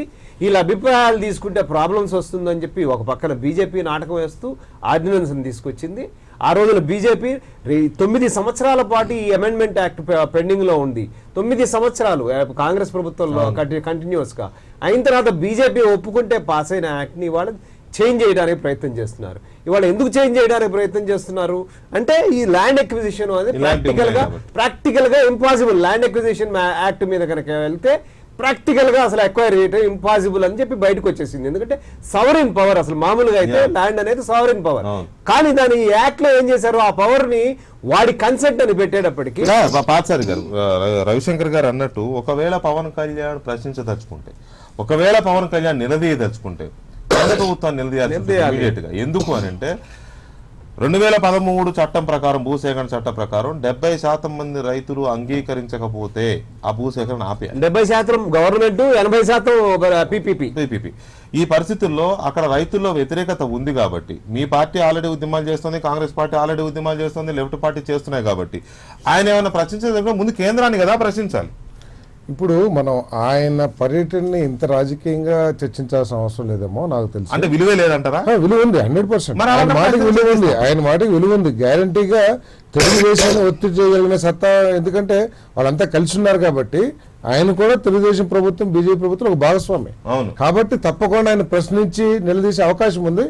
తప్పకుండా ప్రజలకు మేలు జరుగుద్దని చెప్పేసి ఆలోచించాలని చెప్తే, రాజకీయంగా వస్తే బీజేపీ ఏమైనా యాక్టివ్ అవటం కోసం, తెలుగుదేశాన్ని ఏదైనా నొక్కటం కోసం పవన్ కళ్యాణ్ గారిని ఉపయోగించారని కూడా అనుకోవడానికి అవకాశం ఉంది. ఎందుకంటే బీజేపీ చేస్తున్న ప్రతి కార్యక్రమం కానీ, ప్రతి చర్య కానీ ఈ రాష్ట్ర ప్రభుత్వానికి వ్యతిరేకంగానే. 7 సార్లు 8 సార్లు వెళ్ళినా కూడా ఆయన ఒక్క కోరికను కూడా మన్నించిన పాపాను పోలా. అంతేకాకుండా చట్టంలో పొందుపరిచినవి కూడా ఇవ్వలేదు. అసలు ఎటువంటి ఆలోచన లేకోకుండా ఇవ్వలేదంటే ఎంత వ్యతిరేకంగా ఉందో అర్థమవుతుంది. దాంట్లో భాగంగా పవన్ కళ్యాణ్ గారు 1-2 విషయాలు చెప్పండి అంటున్నా. చట్టంలో పొందుపరిచిన అంశాల్లో బీజేపీ డివేట్ అనేది 1-2 విషయాలు చెప్పండి, ప్రజలు కూడా వ్యూవర్స్ కూడా చూస్తారు. ఇప్పుడు పోలవరంకి మీరు ఇస్తారని చెప్పలేదా? జాతీయ ప్రాజెక్ట్ గా చేశారు. పోలవరం ప్రాజెక్ట్ ని జాతీయ ప్రాజెక్ట్ గా గుర్తించి దానికి కావాల్సిన అన్ని అనుమతులు కానివ్వండి. జాతీయ ప్రాజెక్ట్ అంటే అంతే, దాని ఖర్చు అంతా అంటే 3,000-4,000 కోట్ల రూపాయలు ఖర్చు అయ్యే ప్రాజెక్ట్ కి 100 రూపాయలు ఇస్తే అనుకూలంగా, 100 కోట్లు ఇస్తే మేము అనుకూలంగా ఉందని చెప్పేసి అనుకోవాలా. తర్వాత మన వెంకయ్య నాయుడు గారు విభజన బిల్లు మీద మాట్లాడుతూ చాలా గొప్పగా మాట్లాడారు. ఏమని, ఈ రాష్ట్రానికి అన్యాయం జరుగుతుంది, పూర్తిగా 60% జనాభా ఉన్న ప్రాంతానికి 40% మాత్రమే రెవెన్యూ వస్తుంది, తీరని లోటు ఉంటుందని చెప్పేసి చెప్పారు. ఫస్ట్ ఇయర్ లోటు బడ్జెట్ ని వాళ్ళు టేకప్ చేస్తారు, కానీ ₹1 ఇచ్చిన పాపం పడ. 2వ సంవత్సరానికి కూడా ఏమి ఇచ్చారు, 5 సంవత్సరాల్లో 22,000 కోట్లు ఇచ్చారు. సో ఇవన్నీ వ్యతిరేకమే. తర్వాత రాజధానికి పూర్తిగా నిర్మాణానికి అయ్యే ఖర్చు అంతా కూడా ప్రభుత్వం భరిస్తుంది అని చెప్పేసి ఆ రోజు చెప్పారు. అవును. కాబట్టి దాని గురించి ఇంకా ఇంత ఇచ్చారని ఢిల్లీని చెప్పేసి మించిన రాజధాని నిర్మాణానికి సహకరిస్తాం అని చెప్పేశాం. చెప్పండి. ఇప్పుడు నేను చెప్పినాను. మీరు చెప్తున్నారు. మీరు అడిగారు. ఇంకా 2 చెప్పాడు, ఇంకా 10 అబద్ధాలు చెప్తారు.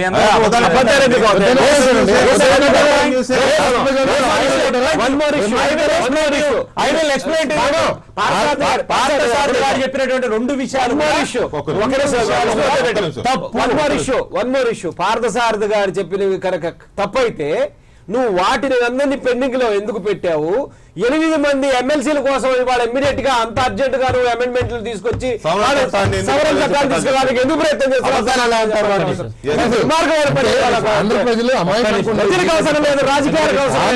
ప్రజలు అమాయకులు, వాళ్ళు చెప్పిన ఉపన్యాసాలు చెప్తే పడిపోతారు అనుకుంటున్నారు. అంటే ఇంతమంది దాదాపు 5 కోట్ల మంది ప్రజలు పోలవరం వస్తుందని చెప్పేసి పిచ్చి వాళ్ళకి కనబడుతున్నారు, బిచ్చగల్లా కనబడుతున్నారు. కొత్త రాజధాని ఢిల్లీ నుంచి రాజధాని అంటే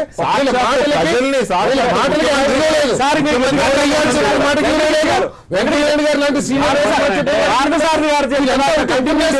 కంటిన్యూటీలో నువ్వు పోలవరం గురించి ప్రశ్న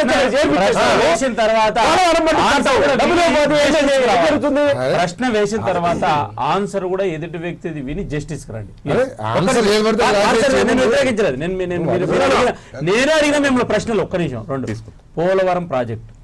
పోలవరం ప్రాజెక్టు భారతీయ జనతా పార్టీ విభజన చట్టంలో ఇచ్చిన హామీ మేరకు మొట్టమొదటి క్యాబినెట్లోనే ఆర్డినెన్స్ తీసుకొచ్చిందా లేదా? నేను వాళ్ళని అడగట్లేదు, మిమ్మల్ని అడుగుతున్నా. 2 ముంపు గ్రామాలు ఉంటే అంతర్రాష్ట్ర జల వివాదాలతోటి నిర్మాణం కాదు కాబట్టి ప్రాజెక్టు ముంపు మండలాలను ఆంధ్రప్రదేశ్లో కలిపిందా లేదా? 2. 3 2013, 2014కు 250 కోట్ల రూపాయలు అథారిటీకి కేంద్ర ప్రభుత్వం జాతీయ ప్రాజెక్టుగా గుర్తించిన తర్వాత డబ్బులు ఇచ్చిందా లేదా? 4 ఒక్క నిమిషం 4 మాట్లాడుతున్నారు. ఇది నాకు కూడా అర్థం కాదు. 2013, 14 ఆర్థిక సంవత్సరానికి సంబంధించి రాష్ట్ర ప్రభుత్వం కొంత డబ్బు ఖర్చు పెట్టింది పోలవరానికి సంబంధించినటువంటి స్టేట్ గవర్నమెంట్. ఈ రోజు 2014 సంబంధించిన విషయంలో 250 కోట్ల రూపాయలు మార్చి 31 లోపల ఈ రోజు ఈ డబ్బులు ఖర్చు పెట్టడానికి పోలవరం ఈ ఆర్థిక సంవత్సరంలోనే నిధులు విడుదల చేసింది. మీకు రేపు ఎల్లుండి పేపర్ వస్తుంది బయటకు. ఒక్క నిమిషం చెప్పనేయండి.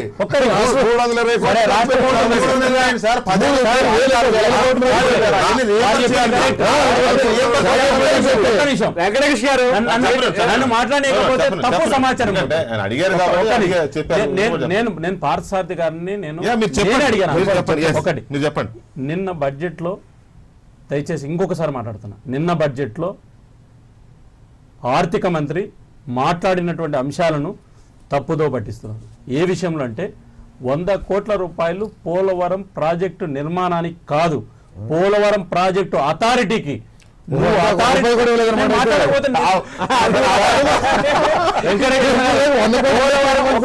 ఒక్క నిమిషం. పోలవరం ప్రాజెక్టు అథారిటీకి 100 కోట్లు కేటాయించడం జరిగింది. పోలవరం ప్రాజెక్టు అథారిటీ 100 కోట్ల రూపాయలు ఖర్చు పెట్టుకోమని చెప్పడం జరిగింది. కార్యాలయం ప్రారంభం చేసుకోవడం జరిగింది. ఆ అథారిటీ రాష్ట్ర ప్రభుత్వం ఒప్పందాలు చేసుకోవాల్సినటువంటి అవసరం ఉంది. రాష్ట్ర ప్రభుత్వం ప్రాజెక్టు నిర్మాణం చేయాల్సినటువంటి అవసరం ఉంది. అథారిటీ కూడా నిర్మాణం చేయదు, రాష్ట్ర ప్రభుత్వం చేస్తుంది. చిన్న బేసిక్ చెప్పండి. అది అథారిటీకి ఇచ్చిన ఇంకో దానికి ఇచ్చిన నీకు నాకంటే వాళ్ళిద్దరికి ఎక్కువ తెలుసు విజయబాబు గారు. ఎందుకు అని అంటే వాళ్ళు మంత్రులుగా పనిచేసిన వాళ్ళు, బడ్జెట్లు చూసిన వారు. నాకంటే సీనియర్ జర్నలిస్ట్ విజయబాబు గారు, ఆయనకి తెలుసు. అసెంబ్లీకి అడ్వైజర్ ఒక్క నిమిషం సార్ ప్లీజ్. అది అథారిటీకి ఇచ్చినా లేకపోతే అథారిటీ తర్వాత అడిగితే ఇస్తామన్నా బడ్జెట్ లో అలొకేషన్ లేకుండా ఎలా ఇస్తారు? బడ్జెట్ లో కేటాయింపులు లేకుండా ఎవరి జేబుల్లో తీసుకుని చెప్పండి. ఈరోజు బడ్జెట్ ప్రవేశపెట్టారు. బడ్జెట్ సంబంధించిన సవరణ ఉంది. కేంద్ర ప్రభుత్వం దగ్గర మొన్న 500 కోట్ల రూపాయలు రాష్ట్ర ప్రభుత్వానికి ఆర్థిక లోటుకి ఇవ్వడం జరిగింది. 350 కోట్లు వెనుకబడినటువంటి ప్రాంతాలకు ఇవ్వండి. అంటే 850 కోట్లు డైరెక్ట్ గా ఫిబ్రవరి మొదటి వారంలో ఇచ్చారు. అంటే ఏ బడ్జెట్ లో ప్రవేశపెట్టారు? 850 కోట్ల రూపాయలు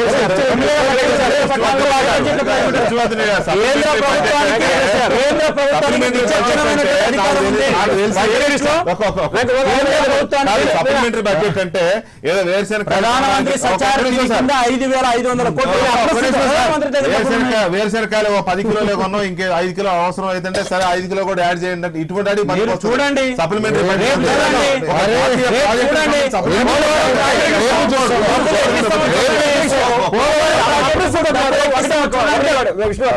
అప్రస్తుతం కాదు. నేను 2008 నుంచి 2006 నుంచి 2009 మధ్యలో పోలవరం ప్రాజెక్టు కోసం, మన అనుమతుల కోసం, ఫారెస్ట్ క్లియరెన్స్ కోసం సుప్రీంకోర్టులో నేను ఆర్గ్యూ చేశా.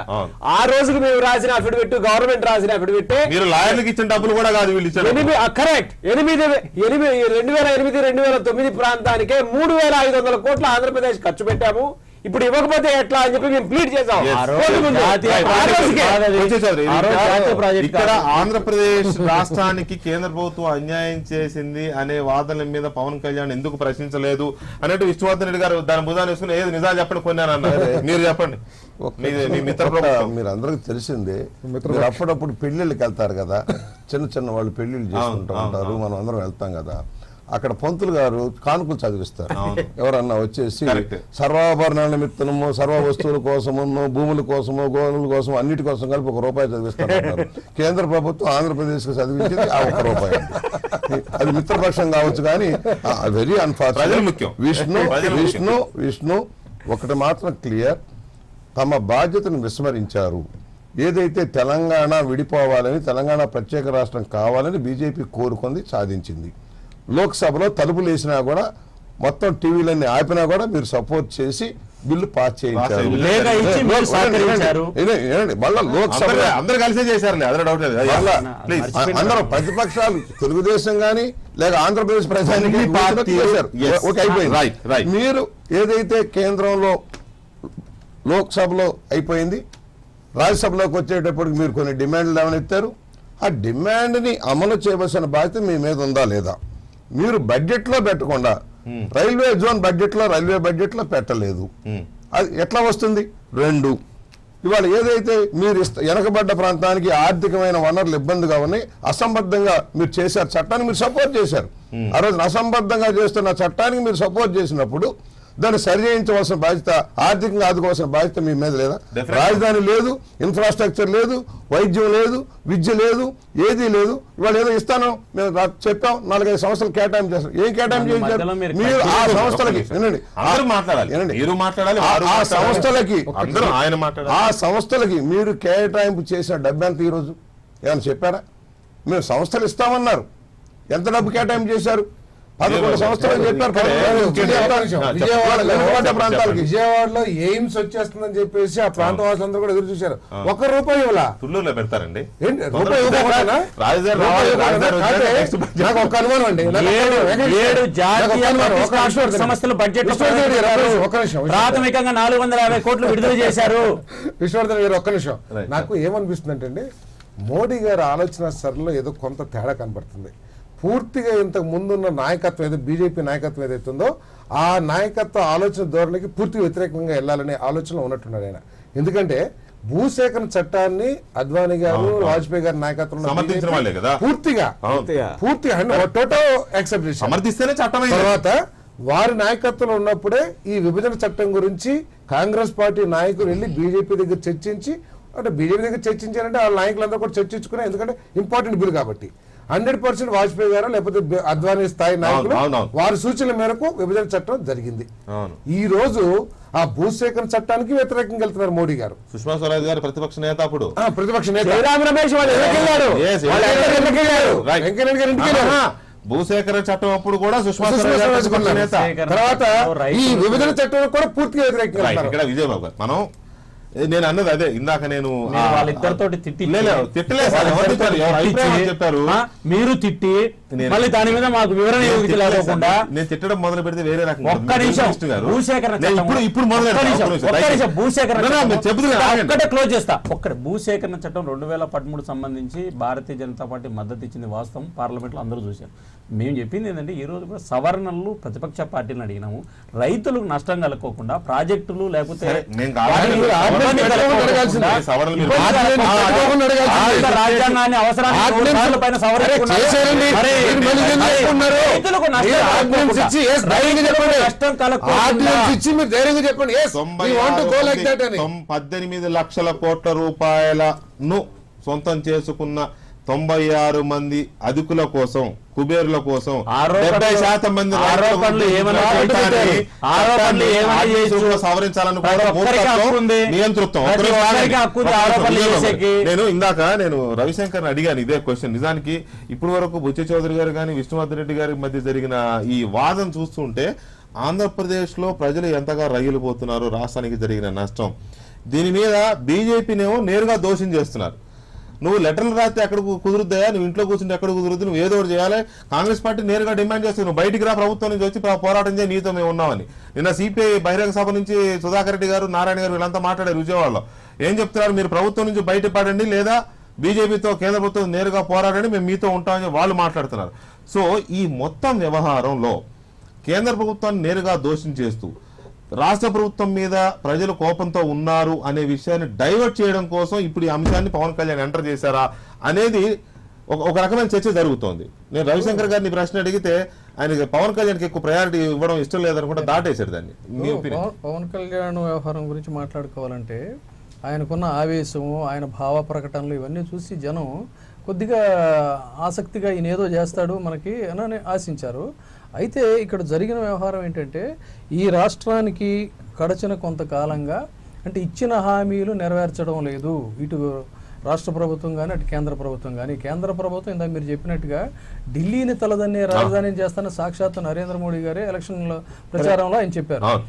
అంటే ఆ ప్రయత్నాలు ఎప్పటి నుంచి జరగాలండి? డే 1 నుంచి, అధికారంలోకి వచ్చిన మరుక్షణం నుంచి దీంట్లో జరగాల్సిన అవసరం ఉంది. తర్వాత ఇక్కడ దీనికి ఒక ప్రత్యేక హోదా కల్పిస్తామని పదే అన్ని ఎన్నికల ప్రచారాల్లోనూ చెప్పారు. సో మన లీగల్ టెర్మినాలజీలో, మన రవిశంకర్ గారి టెర్మినాలజీలో చెప్పుకోవాలంటే it is a breach of trust. వాళ్ళు ప్రజల ముందుకు ఎక్స్ప్లెనేషన్ ఇచ్చుకోవాల్సినటువంటి అవసరం ఉంది. సో అది జరగలేదు. తర్వాత రైల్వే జోన్ ని ప్రకటిస్తామని విశాఖని బడ్జెట్ లో అది స్కిప్ చేశారు. తర్వాత ఇంకొకటి ఇంకొక చాలా మాట ముందుకే చెప్తున్నా నేను,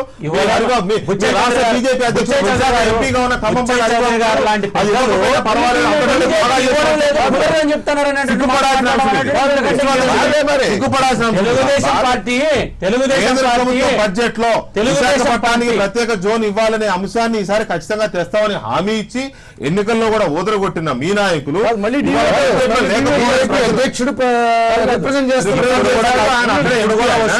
అక్కడ ప్రజలు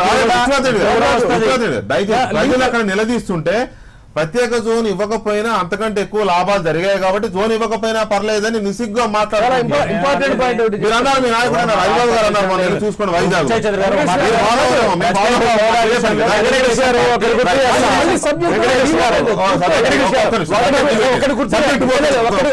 ఒక్కటి గుర్తు చేస్తా. ఆ జోన్ వస్తే, ప్రత్యేక జోన్ కనుక వస్తే ఆంధ్రప్రదేశ్ ఈ ప్రాంతాల్లో 7,500 కోట్లు వస్తుందని చెప్పిన ఇప్పుడు మాట్లాడుతున్నారు. సో ఇవన్నీ ఏంటంటే ఉదాహరణలు చెప్తున్నా, మళ్ళీ డివేట్ అవ్వద్దు. సో ఇన్ని వైలేషన్స్ ఉన్నాయి కేంద్ర ప్రభుత్వం నుంచి, ఇన్ని పోలవరంతో సహా ఇన్ని వైలేషన్స్ ఉంటే ప్రశ్నిస్తానని చెప్పినటువంటి మనిషి ఆయన ముందు ఢిల్లీ నగరానికి వెళ్ళి అక్కడ కూర్చొని అక్కడ నిలదీసి ప్రశ్నించాలి. అది ఫస్ట్ పాయింట్. సెకండ్ పాయింట్, ఇక్కడ ఆంధ్రప్రదేశ్కి వచ్చిన తర్వాత రాజధాని వ్యవహారానికి ఇప్పటికిప్పుడు వచ్చిన వ్యవహారం కాదు ఇది. ఆయన అంతకు ముందే ప్రశ్నించాలి, లేదంటే అక్కడ కేంద్రాన్ని ప్రశ్నించిన తర్వాత ఇక్కడ ప్రశ్నించాలి, అంతే తప్ప దాన్ని వదిలేసేసి. మీరు ఏ ప్రపంచంలో ఉన్నారో నాకు అర్థం కావట్లేదు. ఆయన ఇవాళ తుళ్ళూరు పర్యటనలో ఏమన్నారు, ఈ ప్రాంత రైతులకు న్యాయం జరిగేంత వరకు విజయవాడ వదిలిపెట్టినన్నారు. అన్న గంటకి ఫ్లైట్ సాయంత్రానికి వచ్చేస్తారు. అదే ఆయన షూటింగ్ షెడ్యూల్ అయిపోయింది అక్కడ. సో ఇక్కడ ఇంకో విష్ణువర్ధన్ రెడ్డి గారికి సంబంధించి ఇంకొక చిన్న పాయింట్, చాలా వ్యాలిడ్ పాయింట్ అండి. ఒక్క నిమిషం. ఇప్పుడు ఇందాక ఆయన అన్నారు చూసారా, పోలవరానికి బడ్జెట్ ఎలకేషన్ అనేది అది అడ్మినిస్ట్రేటివ్ మ్యాటర్స్ కి సంబంధించిందే. అయితే ఇక్కడ చాలా జాగ్రత్తగా గమనించాల్సింది ఏంటంటే, ఇక్కడ మీడియా సాక్షాత్తు మన వెంకయ్యనాయుడు గారిని ప్రశ్నిస్తే ఆయన సరైనటువంటి సమాధానం చెప్పలేకపోగా మీడియా మీద ఆయన అసహనం ప్రదర్శించారు. ఎందుకంటే ఆయన ఆ సబ్జెక్టు మీద ఆయనకి ప్రిపేర్డ్ గా లేరనేది ఇక్కడ. కేవలం ఆ తర్వాత ఒక ఐఏఎస్ ఆఫీసరు ఈ పాయింట్ ని ఇప్పుడు ఈయన ఏదైతే చెప్పారో ఆ పాయింట్ ని ఒక ఐఏఎస్ ఆఫీసర్ చెప్తే తప్ప, రజత్ భార్గవ్ అంటే చెప్తే ఇక్కడ తప్ప ఎవరికి అర్థం కాదు. ఒక తెలుగు నాయకుడు మన తెలుగు రాష్ట్రానికి సంబంధించిన అంశం మీద కసరత్తు చేసి అదేంటి సార్ మాకు అన్యాయం జరుగుతా ఉందని ఆ రోజున పార్లమెంట్ లో ఎట్లయితే 10 సంవత్సరాలు అని చెప్పి అన్నారో అదేంటి సార్ చూడండి అని చెప్పాలి. ఒక ఐఏఎస్ ఆఫీసర్ చెప్తే తప్ప మనకు తెలియని పరిస్థితి. ఎందుకు మీ ముందర కాళ్లకు బంధాలు పడుతున్నాయి? భారతీయ జనతా పార్టీ, ఒక్క నిమిషం సార్ మిమ్మల్ని అడుగుతా, భారతీయ జనతా పార్టీనో లేకపోతే కేంద్ర ప్రభుత్వం నుంచి అది రాలేదు ఇది రాలేదు బీజేపీ ఇబ్బంది పెడుతుందని మాట్లాడుతుంటే వద్దంటున్నారు. కేంద్రాన్ని ఏమీ అనొద్దంటున్నారు చంద్రబాబు నాయుడు గారు. మిమ్మల్ని ఎవరిని ఏం మాట్లాడొద్దు అంటున్నారు. చివరికి ఇవాళ ఇందాకే స్కోలింగ్స్ ఇంకా నడుస్తున్నాయి. పవన్ కళ్యాణ్ విషయంలో ఎవరు స్పందించొద్దని చెప్పి సూచిస్తున్నారు మీ అందరికి, మంత్రులకి, ఎమ్మెల్యేలకి. ఎందుకు ఇంతగా అంటే వాళ్ళ ఎందుకు ఆయన ఏమో వెళ్ళి రకరకాల కామెంట్ చేశాడు కదా, ఎందుకు మాట్లాడొద్దంటున్నారు మిమ్మల్ని? ధైర్యవంతులు కాబట్టి డైరెక్ట్ గా ఓపెన్ గా డిస్కషన్ వచ్చారు. ఒక ప్రాంతానికి నష్టం జరుగుతూ ఉంటే, ఆత్మాభిమానం దెబ్బతింటుంటే ఎవరు కూడా పార్టీ బ్యారికేడ్స్ ఉండవు మాకు ఎవరికి కూడా. Very clear. విష్ణు ఏమంటున్నాడు, ఏదో మేము బీజేపీని మిత్రపక్షం చేస్తున్నామనేది కాదు. విష్ణు అర్థం చేసుకోవాల్సింది ఇవాళ సామాన్య రిక్షా కార్మికుడు కూడా మాట్లాడే స్టేజ్ ఉంది అక్కడ. అన్యాయం జరిగింది, అక్రమం జరిగింది, అన్యాయం అయిపోతున్న బాధ క్లియర్ గా ఉంది అక్కడ. దాన్ని మీరు గమనంలోకి తీసుకోవాలి. ఇవాళ కేంద్రం అధికారంలోకి వచ్చిన తర్వాత వాళ్ళ ప్రయారిటీస్ మారిపోయినాయి. ఇప్పుడు ముఖ్యమంత్రిగా ఆయన 8 సార్లు వెళ్ళారు. ప్రతి మంత్రి దగ్గరికి ప్రతి శాఖకు సంబంధించిన విషయాల మీద వెళ్ళి రిక్వెస్ట్ చేస్తా ఉన్నారు. ఎందుకు? ఒక మిత్రపక్షంగా సామరస్యపూర్వకంగా మనం సాధించుకోవాలి, దెబ్బతిన్న ప్రాంతాన్ని అభివృద్ధి చేయాలి, ఇది ఎంత కష్టమైనా సాధించుకోవాలని భావనలో మేము వెళ్తున్నాం. అందుకని సైమనం పట్టమంటున్నారు. సైమనం ఎట్ ద సేమ్ టైం సైమనం పట్టిన పవన్ కళ్యాణ్ మాట్లాడిన దాని మీద కూడా స్పందించొద్దంటే ఇంకా మీరు ఎందుకు? అట్లాగా ఆయనకు అక్కడికి వెళ్ళినప్పుడు కొన్ని గ్రామాలకు వెళ్ళాడు ఆయన. నేను అబ్జర్వ్ చేసిన వెరీ క్లియర్. నాకు పూర్తి ఆ జిల్లాలో పుట్టిన వాడిగా, అక్కడ బంధుత్వం ఉన్నవాడిగా చెప్తున్నా. ఆయన వెళ్ళిన కొన్ని గ్రామాలు, కొన్ని గ్రామాల్లో కొన్ని వర్గాలు వ్యతిరేకించే వర్గాల గ్రామాల్లోకి వెళ్ళినప్పుడు ఆ భావోద్వేగాలు ఆయన మాట్లాడినట్టుగా నేను అనుకుంటున్నా. ఇవాళ ఒకవేళ ప్రభుత్వం అది ఉంటే రవిశంకర్ గారిని పట్టుకుని కోర్టుకి వెళ్తా ఉన్నారు కదా, ఏమండి? ఒక భూమిని ఇవ్వకపోతే కోర్టుకి వెళ్తా ఉన్నారు కదా, ఇచ్చారు. ల్యాండ్ పూలింగ్ ఇచ్చారు. ఒకవేళ సేకరిస్తే నష్టపోతాం, ఈ రేట్లు రావేమో, రేపు పొద్దున లాభాలు వస్తాయని వెళ్ళారు. నేను ఒక ఆప్టిమిస్టిక్ గా చెబుతున్నా. డెఫినెట్ గా 4-5 ఏళ్ల రాజధాని కనుక ఏర్పడినప్పుడు మనం చూసాం. ఇక్కడే అమీర్పేటలో నేను 89లో ఉంటే 1500 రూపాయలు లేదు, ఏమి లేదు, అన్ని పాకలు ఉండేవి, పెంకుటిళ్ళు ఉండేవి. ఇవాళ ఎక్కడికి వెళ్ళిపోయాం? అయితే దాంట్లో ఉండండి. మాకు సంబంధించి కేంద్రం ఇప్పటికైనా కళ్ళు తెరిచి ఈ ప్రాంతానికి జరుగుతున్న అన్యాయం అది. ఎందుకంటే ఆర్థిక వనరులు లేవు, ఇన్ఫ్రాస్ట్రక్చర్ లేదు. సార్ పవన్ కళ్యాణ్ మిమ్మల్ని అంటున్నాడు మీరు ఆత్మగౌరవాన్ని ఢిల్లీలో తాకట్టు పెడుతున్నారని అలిగేషన్ చేస్తున్నాడు ఆయన. ఈ ప్రత్యేక హోదా సాధించలేకపోవడం ప్రజాప్రతినిధుల వైఫల్యమే. ప్రత్యేక హోదా కోసం ఎంపీలు పోరాటం చేయాలి. ఢిల్లీకి వెళ్లి ఎవరి కాళ్లు పట్టుకోవద్దు. ఆత్మగౌరవం వాళ్ళు ఆల్రెడీ చేతులు ఎత్తేసినారు. మేము 7 సార్లు పోతే కూడా మాకు ఢిల్లీలో విలువ లేదు. మా ముఖ్యమంత్రి పోతే తెలుగుదేశం పార్టీ చేతులు ఎత్తేసింది. వాళ్ళ గురించి పవన్ కళ్యాణ్ గారు పాపం తెలియక మాట్లాడారు. మా సోదరు ఏం చెప్పారు? విశ్వనాథ్ రెడ్డి గారు తెలుగుదేశం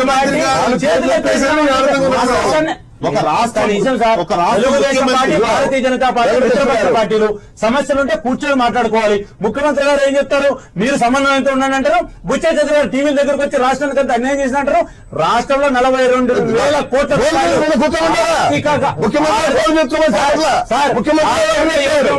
హామీలు హామీ తెలుగుదేశం పార్టీ ఎట్టించింది? రైతులు 42,000 కోట్ల రూపాయలు చేతగానటువంటి హామీ ఇచ్చి మీరు రాష్ట్రంలో ఉన్నటువంటి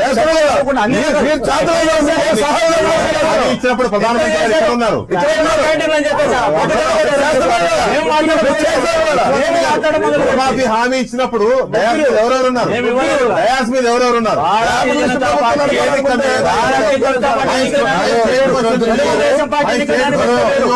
రైతుల రుణమాఫీ హామీ ఇచ్చినప్పుడు వేదిక మీద ఎవరెవరు ఉన్నారు? ఇటువైపు పవన్ కళ్యాణ్ గారు, నరేంద్ర మోడీ గారు. తెలిసి మాట్లాడుతున్నారు. వాళ్ళ ఎన్నికల మేనిఫెస్టో వేరు. ఒక్క నిమిషం. వాళ్ళ ఎన్నికల మేనిఫెస్టో వేరు, మా ఎన్నికల మేనిఫెస్టో వేరు. మాది వాళ్ళది కలిసి మేనిఫెస్టో కాదు. ఆంధ్రప్రదేశ్ లో కూడా చాలా రాష్ట్రాల్లో చాలా ప్రభుత్వాలతో కలిసి మేము ఎన్నికలకు పోయాము.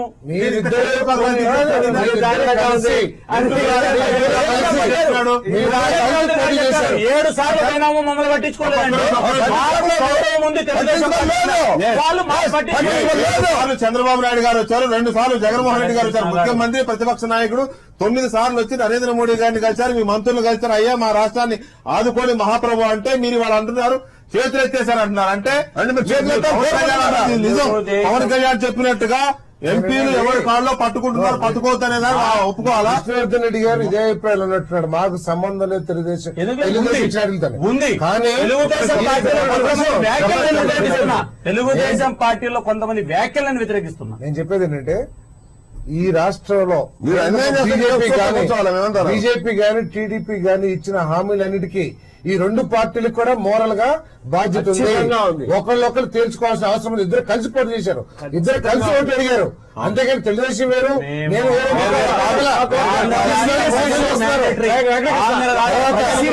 చంద్రబాబు నాయుడు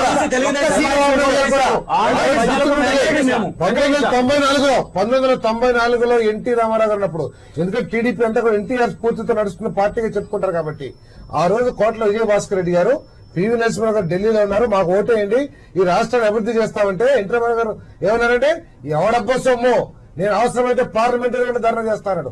ఆ విధంగా ముఖ్యమంత్రి చేస్తారా? లేకపోతే ఆంధ్రప్రదేశ్ ను ఆదుకునే బాధ్యత మాది. ఆంధ్రప్రదేశ్ 8 నెలల కాలంలోనే 8 ఏళ్ళు అయిపోయినట్టు 50 ఏళ్ళు ఈ దేశాన్ని దోచుకున్నట్టు కూడా మమ్మల్ని ప్రశ్నిస్తారు.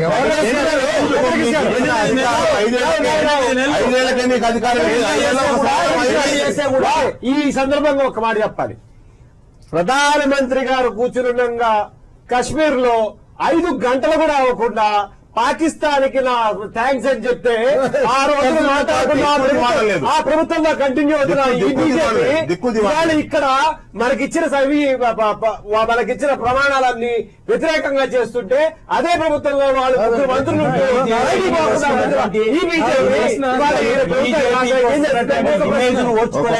బీజేపీలో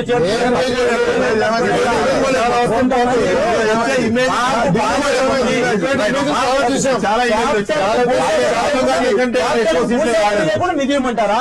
క్యాపిటల్ కు భూసేకరణ చేయకుండా నిధులు ఇమ్మంటారా? క్యాపిటల్ కు DPR బడ్జెట్ 46,000 కోట్ల రూపాయల అభివృద్ధి కింద వెంకయ్యనాయుడు గారి దగ్గర నిధులు ఉన్నాయి. 46,000 కోట్లు ఇచ్చేస్తారా? కనీసం అంటే DPR లేదండి, ఎస్టిమేట్ లేవండి, భూసేకరణ లేదండి.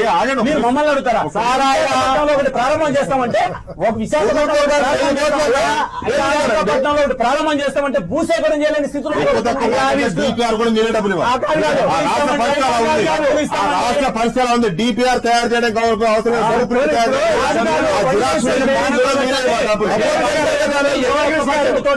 మీరు ప్రాజెక్టును 21% ఎక్సెస్ గా ఆమోదం చేయండి. మీకు బుద్ధి పుట్టిన ప్రాజెక్టు చేయండి. ఎక్కడికి కావాల్సిన స్కీములు పెట్టుకోండి. ప్రజాకర్షణ పథకాలు ప్రజలు అవసరం లేని కూడా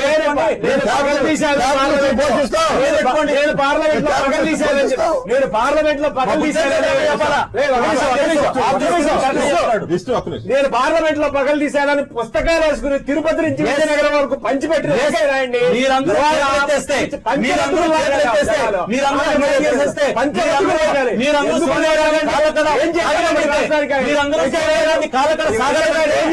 ఎంపీల పుస్తకాలు వెంకయ్యనాయుడు ఒక్క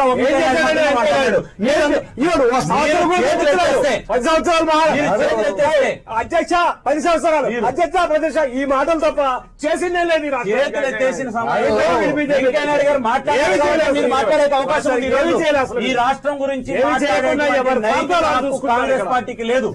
వెంకయ్యనాయుడు గారు మాట్లాడాడు కాబట్టి ఈ 10 అంశాల మీద ఆ రోజేమో కన్విన్స్ చేశారు, ఏదో రకంగా విభజనకు ఒప్పుకునే విధంగా ఆంధ్రప్రదేశ్ ప్రజలను ఒప్పించడం కోసం ఒక రకమైన కన్విన్స్ చేసే ప్రయత్నం జరిగింది. మేము ఎందుకు మీకు ఎవరు అధికారంలోకి వచ్చినా ఆ హోదా వస్తుంది, ఈ హోదా వస్తుంది, ఆ నిధులు వస్తాయి, ఈ నిధులు వస్తాయని చెప్పారు. ఇవాళేమో కన్ఫ్యూజ్ చేస్తున్నారు. మాటకు పొంతం లేదు. చంద్రబాబు నాయుడు గారు అన్నారని వాళ్ళు అంటారు, వాళ్ళు అన్నారని వీళ్ళు అంటారు. ఒకటి అనుకుందామండి, కాదు ఇప్పుడు ఓకే విష్ణువర్ధన్ రెడ్డి గారు చెప్పినట్టుగా తెలుగుదేశం పార్టీ చేతులు ఎత్తేసింది.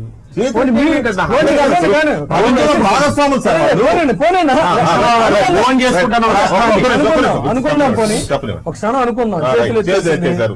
మీరు పిడికిళ్ళు బిగించండి తెలుగు జాతి సంక్షేమం కోసం, మీరు పిడికిళ్ళు బిగించండి. లేదు కదా, మాట్లాడలేదు కదా.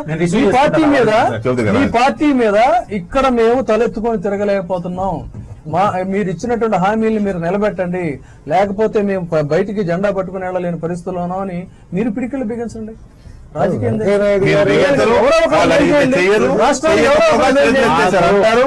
ముఖ్యమంత్రికి విలువ లేదు, ప్రతిపక్ష నాయకులకు విలువ లేదు, ఎంపీలకు విలువ లేదు, ఎమ్మెల్యేలకు విలువ లేదు, మంత్రులకు విలువ లేదు. కృష్ణ గారు, ఆంధ్ర రాష్ట్ర ప్రజల బాధ్యత భారతీయ జనతా పార్టీది.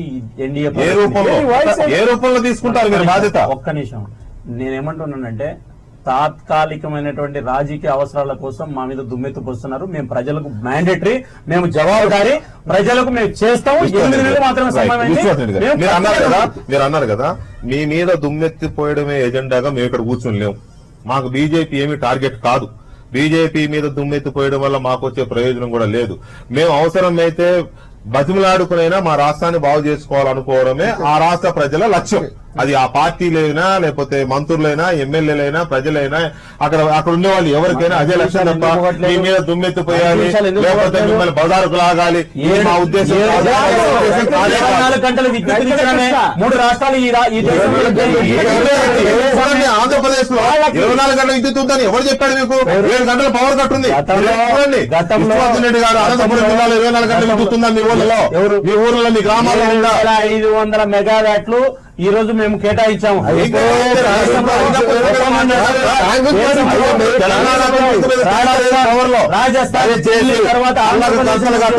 కళ్ళకు గంతలు కట్టొద్దు, మసిపూసి మారేడు కాయలు చేయొద్దు, మాటలతో జనాన్ని మాయ చేసే ప్రయత్నం చేస్తే చెప్తున్నాను. జిల్లాలో నా కాన్స్టిట్యూన్సీలో 1000 మెగావాట్ల సోలార్ విద్యుత్ ఎప్పుడు వస్తుంది? ఎప్పుడు వస్తుంది? నిన్న కదా మంత్రివర్గంలో భూములు కేటాయించారు. నిన్న మంత్రివర్గం రాత్రి కేటాయిస్తే 18 అమలు 24 గంటల విద్యుత్ ఇచ్చేసారు మీరు అన్నారు. ఇప్పుడు నిన్న ఆంధ్రప్రదేశ్ సమావేశంలో భూమి కేటాయించారు. ఆంధ్రప్రదేశ్ మీద చిత్తశుద్ధి గురించి గుర్తు చేస్తున్నాను. బీజేపీని ఎవరు దుమ్మెత్తిపోయిట్లా జరిగింది ఏంటంటే, కాంగ్రెస్ పార్టీ ఆంధ్రప్రదేశ్కు ఒక తీరని ద్రోహం చేసింది. సరే, ఈయన ఏదో పెద్దన్నగా వస్తున్నాడు, ఏదో చేస్తాడనే దీంతో ఆశించారు, జై కొట్టారు. ఆయన ఆదిలో తీసుకున్నటువంటి నిర్ణయాలు కానీ, అంతర్జాతీయంగా చేసిన ఆయన ప్రసంగాలు కానీ అన్నింటినీ కూడా తెలుగు ప్రజలు కూడా హర్షించి, ఇంకా మనకేదో అద్భుతాలు జరుగుతాయని ఆశిస్తే 8 నెలల కాలం పాటు ఎదురు చూపుల్లో ఒక్కొక్కటి కూడా ఆశ ఆవిరైపోతున్నటువంటి పరిస్థితుల్లో ఆక్రోశాన్ని వెలిబుచ్చుతున్నారు తప్ప దుమ్మెత్తిపోయడానికి దానికి ప్రజలకి రాజకీయాలు దేనికండి? ప్రజలకు కావాల్సిన ప్రయోజనాలు కావాలి. ఆ ప్రయోజనాలు ఎవరు చేస్తే వాళ్ళని నెత్తి మీద పెట్టుకుంటారు. సో ఇవాళ కావాల్సింది ఏంటంటే, ఒకవేళ తెలుగుదేశం పార్టీని కూడా వీళ్ళు ఏం ప్రశ్నిస్తున్నారు? రిజైన్ చేసేయండి, అది చేసేయండి అంటున్నారు. ఇప్పుడు అక్కడ ఉన్నటువంటిది ఏంటంటే, అధికారంలో ఉన్న పార్టీ అధికారంలో ఉన్న పార్టీకి ఏంటంటే కత్తి మీద వస్తాం ఇక్కడ. అంటే ముందు నొయ్యి వెనక గొయ్యి. ఇక్కడేమో ప్రజల ఆగ్రహం, అక్కడ వాళ్ళని కన్విన్స్ చేయలేనటువంటి పరిస్థితి. సో వాళ్ళు ఏంటంటే వెయిట్ అండ్ సీ గేమ్ లో వాళ్ళు వెళ్తుంటారు. ఈలోపు ఇక్కడ ఉన్నటువంటి బీజేపీ శ్రేణులు ఏం చేయాలంటే, ఒకవేళ వీళ్ళ పార్టీని కూడా బలోపేతం చేసుకోవాలన్నట్లయితే, అంత ఆలస్యం అయిపోయిన తర్వాత మీరేదో నిధుల వర్షం కురిపించిన ఉపయోగం లేదు.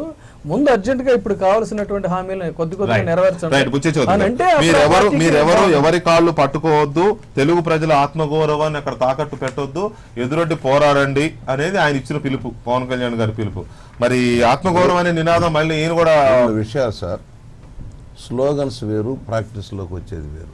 ఆత్మగౌరవం మీరు కూడా అదే చెప్తున్నా. నేను ఆయన స్లోగన్ అంటలా, మనం ఎవరైనా స్లోగన్ ఇచ్చేటప్పుడు దాన్ని ఇంప్లిమెంట్ చేసుకోవడానికి రకరకాల ప్రయత్నాలు ఉంటాయి. కార్యాచరణ కోసం మేము ప్రయత్నం చేస్తున్నాం. ఇది విష్ణువర్ధన్ రెడ్డి గారు కూడా తెలుగుదేశం ఈ ఆంధ్రప్రదేశ్లో ఒక భాగస్వామి, మర్చిపోవద్దు. ఆయన కూడా ఫైట్ చేయాలి అక్కడ. ఎందుకంటే మేమేం బీజేపీకి వ్యతిరేకంగానో బీజేపీని దుమ్మెత్తిపోయినా మాకేం లేదు. రాష్ట్రానికి న్యాయం చేస్తే పూలతో పూజిస్తారు. ఆంధ్ర ప్రజానీకం నెత్తిన పెట్టుకు పూజిస్తారు ఎవరినైనా సరే. అది చేయకపోతే తిరస్కరిస్తారు.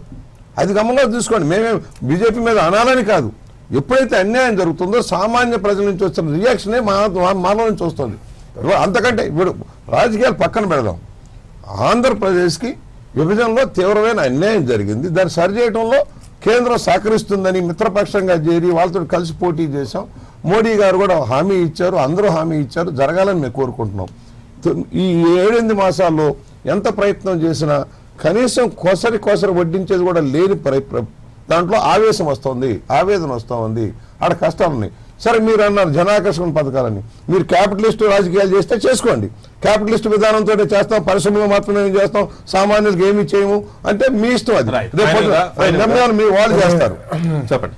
నేను అనేది బీజేపీ ఒక్కటే కాదండి, ఈ రాష్ట్రంలో కూడా రాష్ట్ర ప్రభుత్వం కూడా ఆలోచన చేయాల్సిన అవసరం. అమలు కాని హామీలు ఇప్పటికీ కూడా చంద్రబాబు నాయుడు గారు ఇస్తా ఉన్నారు. అది కరెక్ట్ కాదు. ఉదాహరణకి మన అదేం ప్రాజెక్ట్ అండి, పట్టుసీమ ఎంత ఈ రాష్ట్రానికి ఎంత నష్టం కలగజేస్తుందండి. పోలవరం ప్రాజెక్టునేమో ఆ మంత్రి గారు 2018 కల్లా పూర్తి చేస్తానంటారు. మళ్ళీ 1300 కోట్లు ఖర్చు పెట్టి టెంపరీ బేసిస్ మీద ఈ లిఫ్ట్ ఇరిగేషన్ స్కీమ్ చేస్తాం.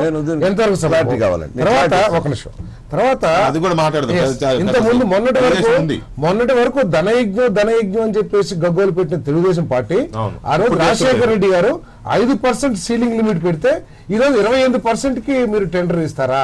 దానికి తోడు మళ్ళీ ఒక ట్యాగ్ ఏమని, సంవత్సరంలో పూర్తి చేయకపోతే మేము 5% తగ్గిస్తామని చెప్పేసి. ఎట్లా పూర్తి అవుతుందండి? ఈ రోజు 1700 ఎకరాలకి సంబంధించి లీగల్ కేసులు కోర్టులో ఉన్న ల్యాండ్ ఎక్విజిషన్ సంబంధించి కాలం పూర్తి కాలేదు. పూర్తి కాకుండా ఎట్లా చేస్తారు? తర్వాత వరద నీటిని తీసుకొచ్చి దీంట్లో పెడతారంటున్నారు. కృష్ణా నదికి గోదావరి నదికి దాదాపు ఒకటేసారి వరద నీటి వస్తుంది. వరద నీరు వచ్చినప్పుడు నీకు అసలు ఒక స్టోరేజ్ ట్యాంక్ లేకోకుండా ఎక్కడిస్తారు నీళ్లు? ఆఖరికి పోలవరాన్ని పడుకో పెడతానికి 2 ప్రభుత్వాలు కూడా కలిసి కొట్టబడుతున్నాయి. మీరే చెప్పండి దీని మీద, మీరే చెప్పండి. నాది కూడా చిన్న సబ్మిషన్. అసలు పట్టిసీమ ఎత్తిపోతల పథకం అనేది తెర మీదకి ఎందుకు వచ్చింది? Point number 1. Point number 2, Congress party ప్రశ్నిస్తోంది. పార్టీ నుంచి వెళ్లిపోయిన ఉండవల్లి అరుణ్ కుమార్ గారు పెద్ద ఎత్తున మొన్న ప్రెస్ మీట్ పెట్టి ఆయన కూడా మాట్లాడాడు. అసలు నాకు అనుమానంగా ఉంది, పోలవరాన్ని బ్లాక్ చేసే ఏదో జరుగుతోంది. మీరు మాట్లాడుతుంది ఒక్క నిమిషం. నాకు ఇంకొక అనుమానం కూడా ఉందండి. కేంద్ర ప్రభుత్వం కేవలం 100 కోట్లు కేటాయిస్తానికి వెనక నుంచి తెలుగుదేశం ప్రభుత్వం ప్రోత్సాహం కూడా ఉందేమో అని నా అనుమానం. ఎందుకంటే నేను చెప్తాను, దానికి కారణం చెప్తున్నాను. ఎందుకంటే బడ్జెట్ ఫిబ్రవరిలో ఉంటుందండి. బడ్జెట్ లో ఒక 1000 కోట్లు 2000 కోట్లు వస్తాయని ఆశిస్తాం మనం. కానీ బడ్జెట్ రాకముందు టెండర్ పిలిచేసి బడ్జెట్ రాకముందు టెండర్ ఫైల్ చేసుకోవాల్సినంత అవసరం ఏముందని నాకు అర్థం కాదు. నేను వస్తాను వెరీ క్లియర్ గా. కాస్త నాకు టైం మాత్రం ఇవ్వండి.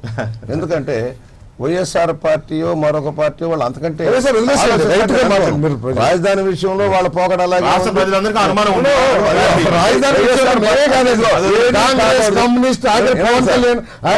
నాయకులు వాళ్ళు కూడా ఏది కాకూడదు, కాకుండా ఉంటే మేము అధికారులకు రేపో మాపో వస్తున్నాను ఫీలింగ్ వాళ్ళు ఉంటారు. నేను వస్తున్నాను. ఈరోజు రాయలసీమలో కరువు కాటకాలతో చూస్తున్నారు కదా, డౌట్. అది విష్ణువర్ధన్ కూడా అక్కడి నుంచి వచ్చాడు. ఇవాళ పరిస్థితి మీరు చూశారు. నిన్న ఫస్ట్ టైం 18 TMCని అందిరినేవ ద్వారా సీఎం గారు పంపించారు. ఇవాళ కనీసం ఎంత ఆనందంగా ఉన్నారో మనకు అర్థమవుతుంది. ఇప్పుడు ఏమవుతుందంటే పార్థసారథి గారు ఏనాటి మాటలో చెబుతున్నారు, పైనున్న కృష్ణా ప్రాజెక్టులో అప్పర్ కృష్ణా ప్రాజెక్టులన్నీ నిండి మనకి నాగార్జున సాగర్కి వచ్చేటప్పటికే సెప్టెంబర్ దాటిపోతా ఉంది. మీరు చూసారు వరదలు అనేవి ఎప్పుడు వస్తున్నాయి మనకి. నారాయణపూర్ కానీ ఆల్మట్టి కానీ ఎగువ ప్రాజెక్టులు అన్ని నిండేటప్పటికి కిందకు వచ్చేటప్పటికి సెప్టెంబర్ దాటిపోతుంది. గోదావరిలో వరదలు ఎప్పుడు వస్తాయండి? జూన్, జూలై, ఆగస్టు మీకు వరదలు సార్. ఈ 4 నెలల్లో వరదలు వస్తున్నాయి. కృష్ణాలో వరదలు చూస్తున్నావా మనం? పైన ప్రాజెక్టులు అన్నీ అయ్యాక ఏదైతే ఇప్పుడు మనకి పోతిరెడ్డి ప్రాజెక్టు ద్వారా పైన ఎగువ భాగంలో నుంచి వెళ్లాల్సిన నీరంతా రాయలసీమకి వెళ్లాల్సిన అవసరం కనపడుతుంది. పోలవరం ప్రాజెక్టు ఏదో ఆపుతున్నారు, కుట్ర చేస్తున్నారు. మాకు అయిపోతే సంతోషించే వాళ్ళు అందరూ కూడా వినండి సార్, అది వెంటనే అయ్యేదానికి అవకాశం తక్కువగా కనపడుతుంది. కనీసం 5 సంవత్సరాలు. ఎందుకంటే ఇప్పుడు 100 కోట్లు ఇచ్చారు. వినండి రవిశంకర్ గారు ఒకసారి వినండి. ఈ ప్రాజెక్టు పూర్తయ్యే లోపల ఒక్క కరువు కాలంలో రిహాబిలేషన్ కోసం ఆ కరువుని తట్టుకోవడం కోసం వేల కోట్లు ఖర్చు పెడతా ఉన్నారు. ఒక 1200-1300 కోట్ల రూపాయలు ఒక 30 పంప్ సెట్లతోటి పోలవరం కెనాల్ ద్వారా తీసుకెళ్లి మనకి కృష్ణా డెల్టా కనుక సబ్స్టిట్యూట్ చేయగలిగితే ఎగువ భాగంలో నీరు దానికి కనీసం ఎంత కొంత వచ్చిందని వాడుకోవచ్చని ఉద్దేశంతో చేస్తా ఉంటే దాన్ని రాజకీయం చేస్తా ఉన్నారు. భూసేకరణ ఉన్నాయి, కొద్ది సమస్యలు ఉన్నాయి. We are charting out. అవసరమైతే నష్టపరిహారం ఎక్కువ ఇచ్చైనా సరే, మేము నష్టపరిహారం ఎక్కువ ఇచ్చైనా సరే భూసేకరణ కంప్లీట్ చేస్తున్నాం. 1 year లోపల నెక్స్ట్ సీజన్ కల్లా నీరు ఇచ్చి తీరాలి. క్వశ్చన్ ఏంటంటే పోలవరం మీద ఉండాల్సిన శ్రద్ధ కంటే పట్టిసీమ మీద వచ్చిన శ్రద్ధ ఎక్కువ లేదండి. దాని మీద ఫోకస్ ఎక్కువ పెట్టారు.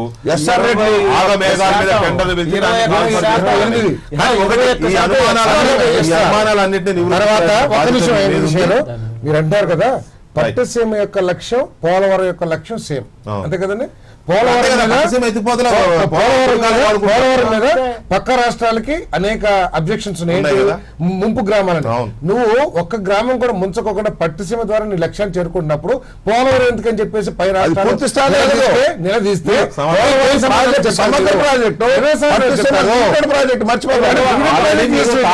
తాడిపూడి పుష్కరం ఆల్రెడీ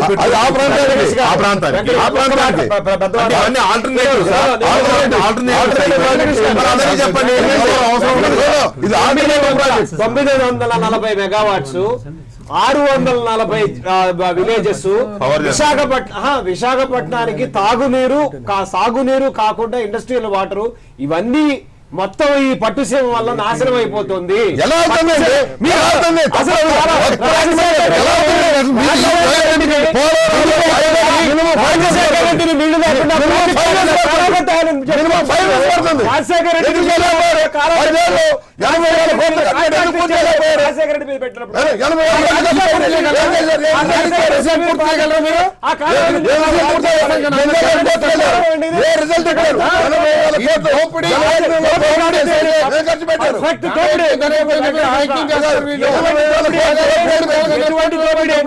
రాజశేఖర్ రెడ్డిని ఈ కాలువలో నీళ్లు లేకుండా ప్రాజెక్ట్ లేకుండా వాడుకున్నాడు అని చెప్పి వీటి కాంట్రాక్ట్ ఇచ్చాడని చెప్పి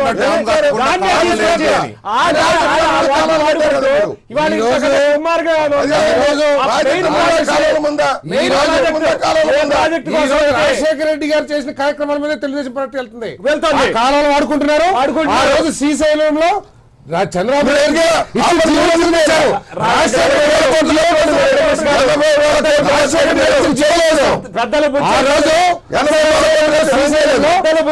రైతులకు నష్టం కలిగించే విధంగా టీడీపీ జీవో ఇస్తే వాళ్ళకి న్యాయం చేసే విధంగా రాజశేఖర రెడ్డి గారు జీవో ఇచ్చారు. ఆ రోజు జీవో ఇస్తే తెలుగుదేశం అంతా ధర్నా చేసింది. మొన్న టీఆర్ఎస్ తో ఆ జీవో కోసం పోరాటం చేస్తున్నారు. రాజశేఖర రెడ్డి ఇదే దానికోసం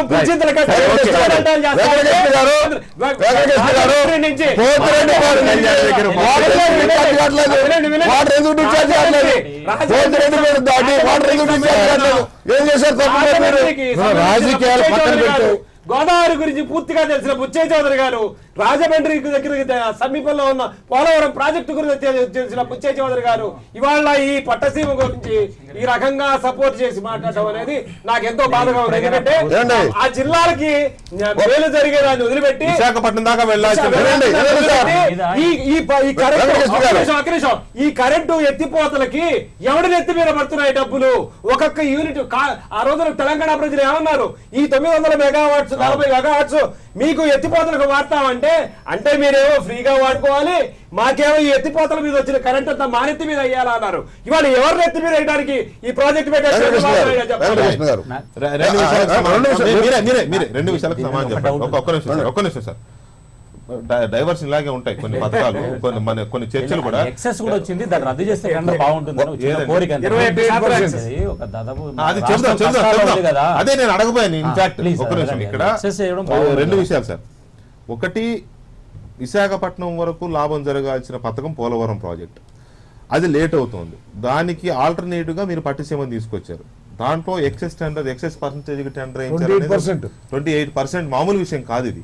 దాని మీద అన్ని పార్టీలు అబ్జెక్షన్ పెడుతున్నాయి, ఇన్క్లూడింగ్ మీ మిత్రపక్షం కూడా అలిగేషన్ పెడతా ఉంది. చెప్తారు. రైట్. రెండోది, డ్యామ్ కట్టకుండా కాలువలు తవ్వడం ఏంటి అని అపహాస్యం చేశారు, ఎగతాళి చేశారు ఆ రోజు. నిజమే కావచ్చు, కాదంటలేదు సార్.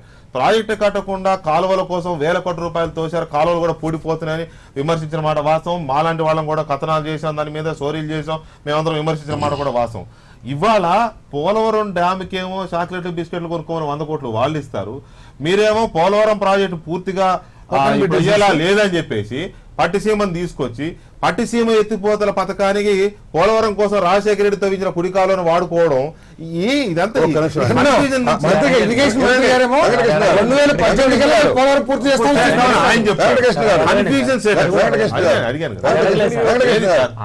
ఎక్సెస్ టెండర్లు వేసారు, రాష్ట్రం కష్టాలు ఉంది కదా, కోట్ల రూపాయలైనా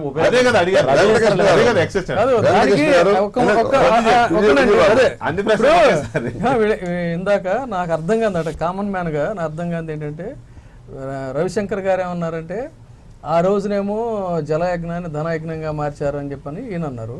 పార్థసారథి గారు ఏమన్నారంటే ఆ లైన్ లోనే ఈయన కూడా వెళ్తున్నారు అన్నారు. అంటే దాని సెన్స్ ఏంటో నాకు అర్థం కాదు. నేను ఆ లైన్ వెళ్తున్నాను.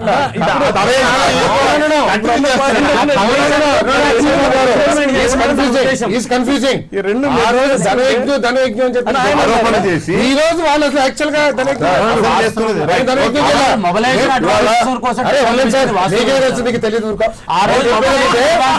5% లిమిట్ పెట్టాం, 5% సీలింగ్ లిమిట్ పెట్టాం, 5% కంటే మొబైల్ ఇప్పుడు ఇస్తారు 5%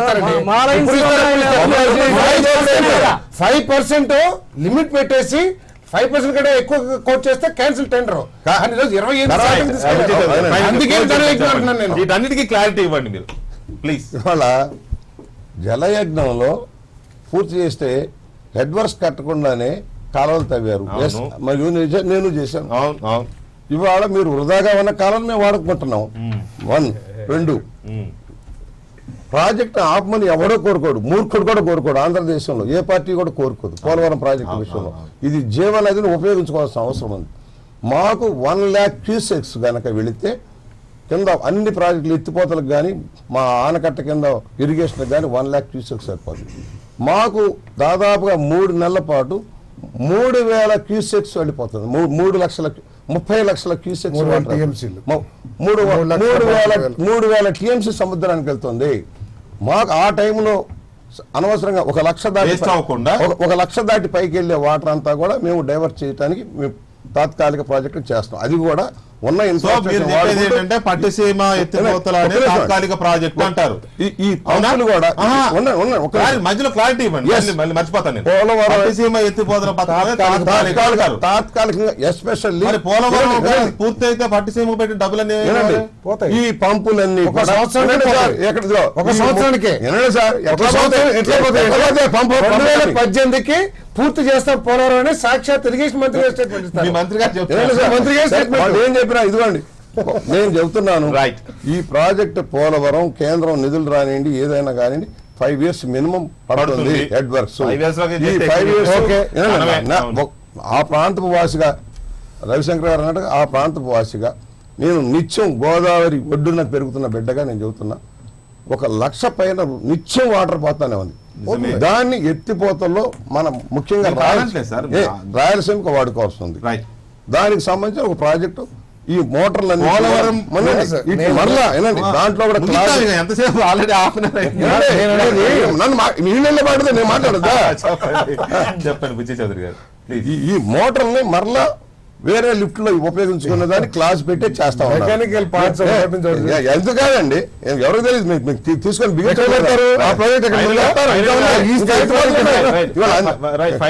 ఒక మాట చెప్పండి. ఎస్కలేషన్ క్లాజ్ గురించి చెప్పారు.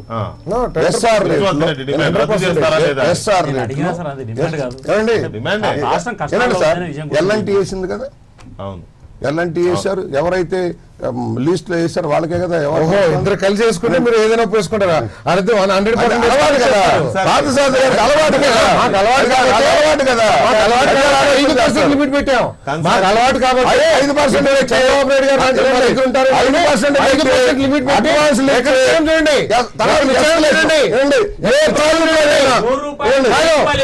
కిరణ్ కుమార్ రెడ్డి గారు జీవో ఇస్తారు. 100 రూపాయల ఎస్టిమేట్ 1000 రూపాయల ఎస్టిమేట్ కిరణ్ కుమార్ రెడ్డి గారు వేసి మన ఇష్టానుసారం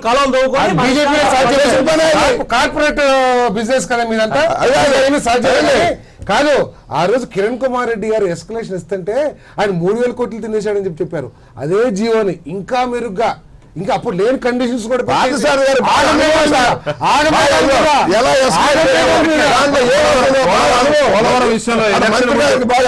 పోలవరం ముందు ఎలక్షన్ ముందు ఎంత పెద్ద హై డ్రామా జరిగిందో చూసాం కదా.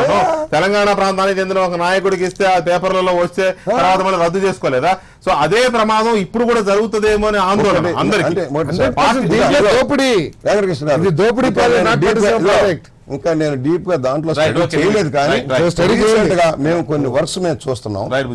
మెటల్ ఎస్ఆర్ రేట్లు పెంచిన తర్వాత కూడా అబ్నార్మల్ రేట్లు పెరుగున్నాయి సార్. మెటల్ కానీ, శాండ్ కానీ, సిమెంట్ కానీ, ఐరన్ కానీ అన్ని అబ్నార్మల్గా పెరిగి ఉంటున్నాయి.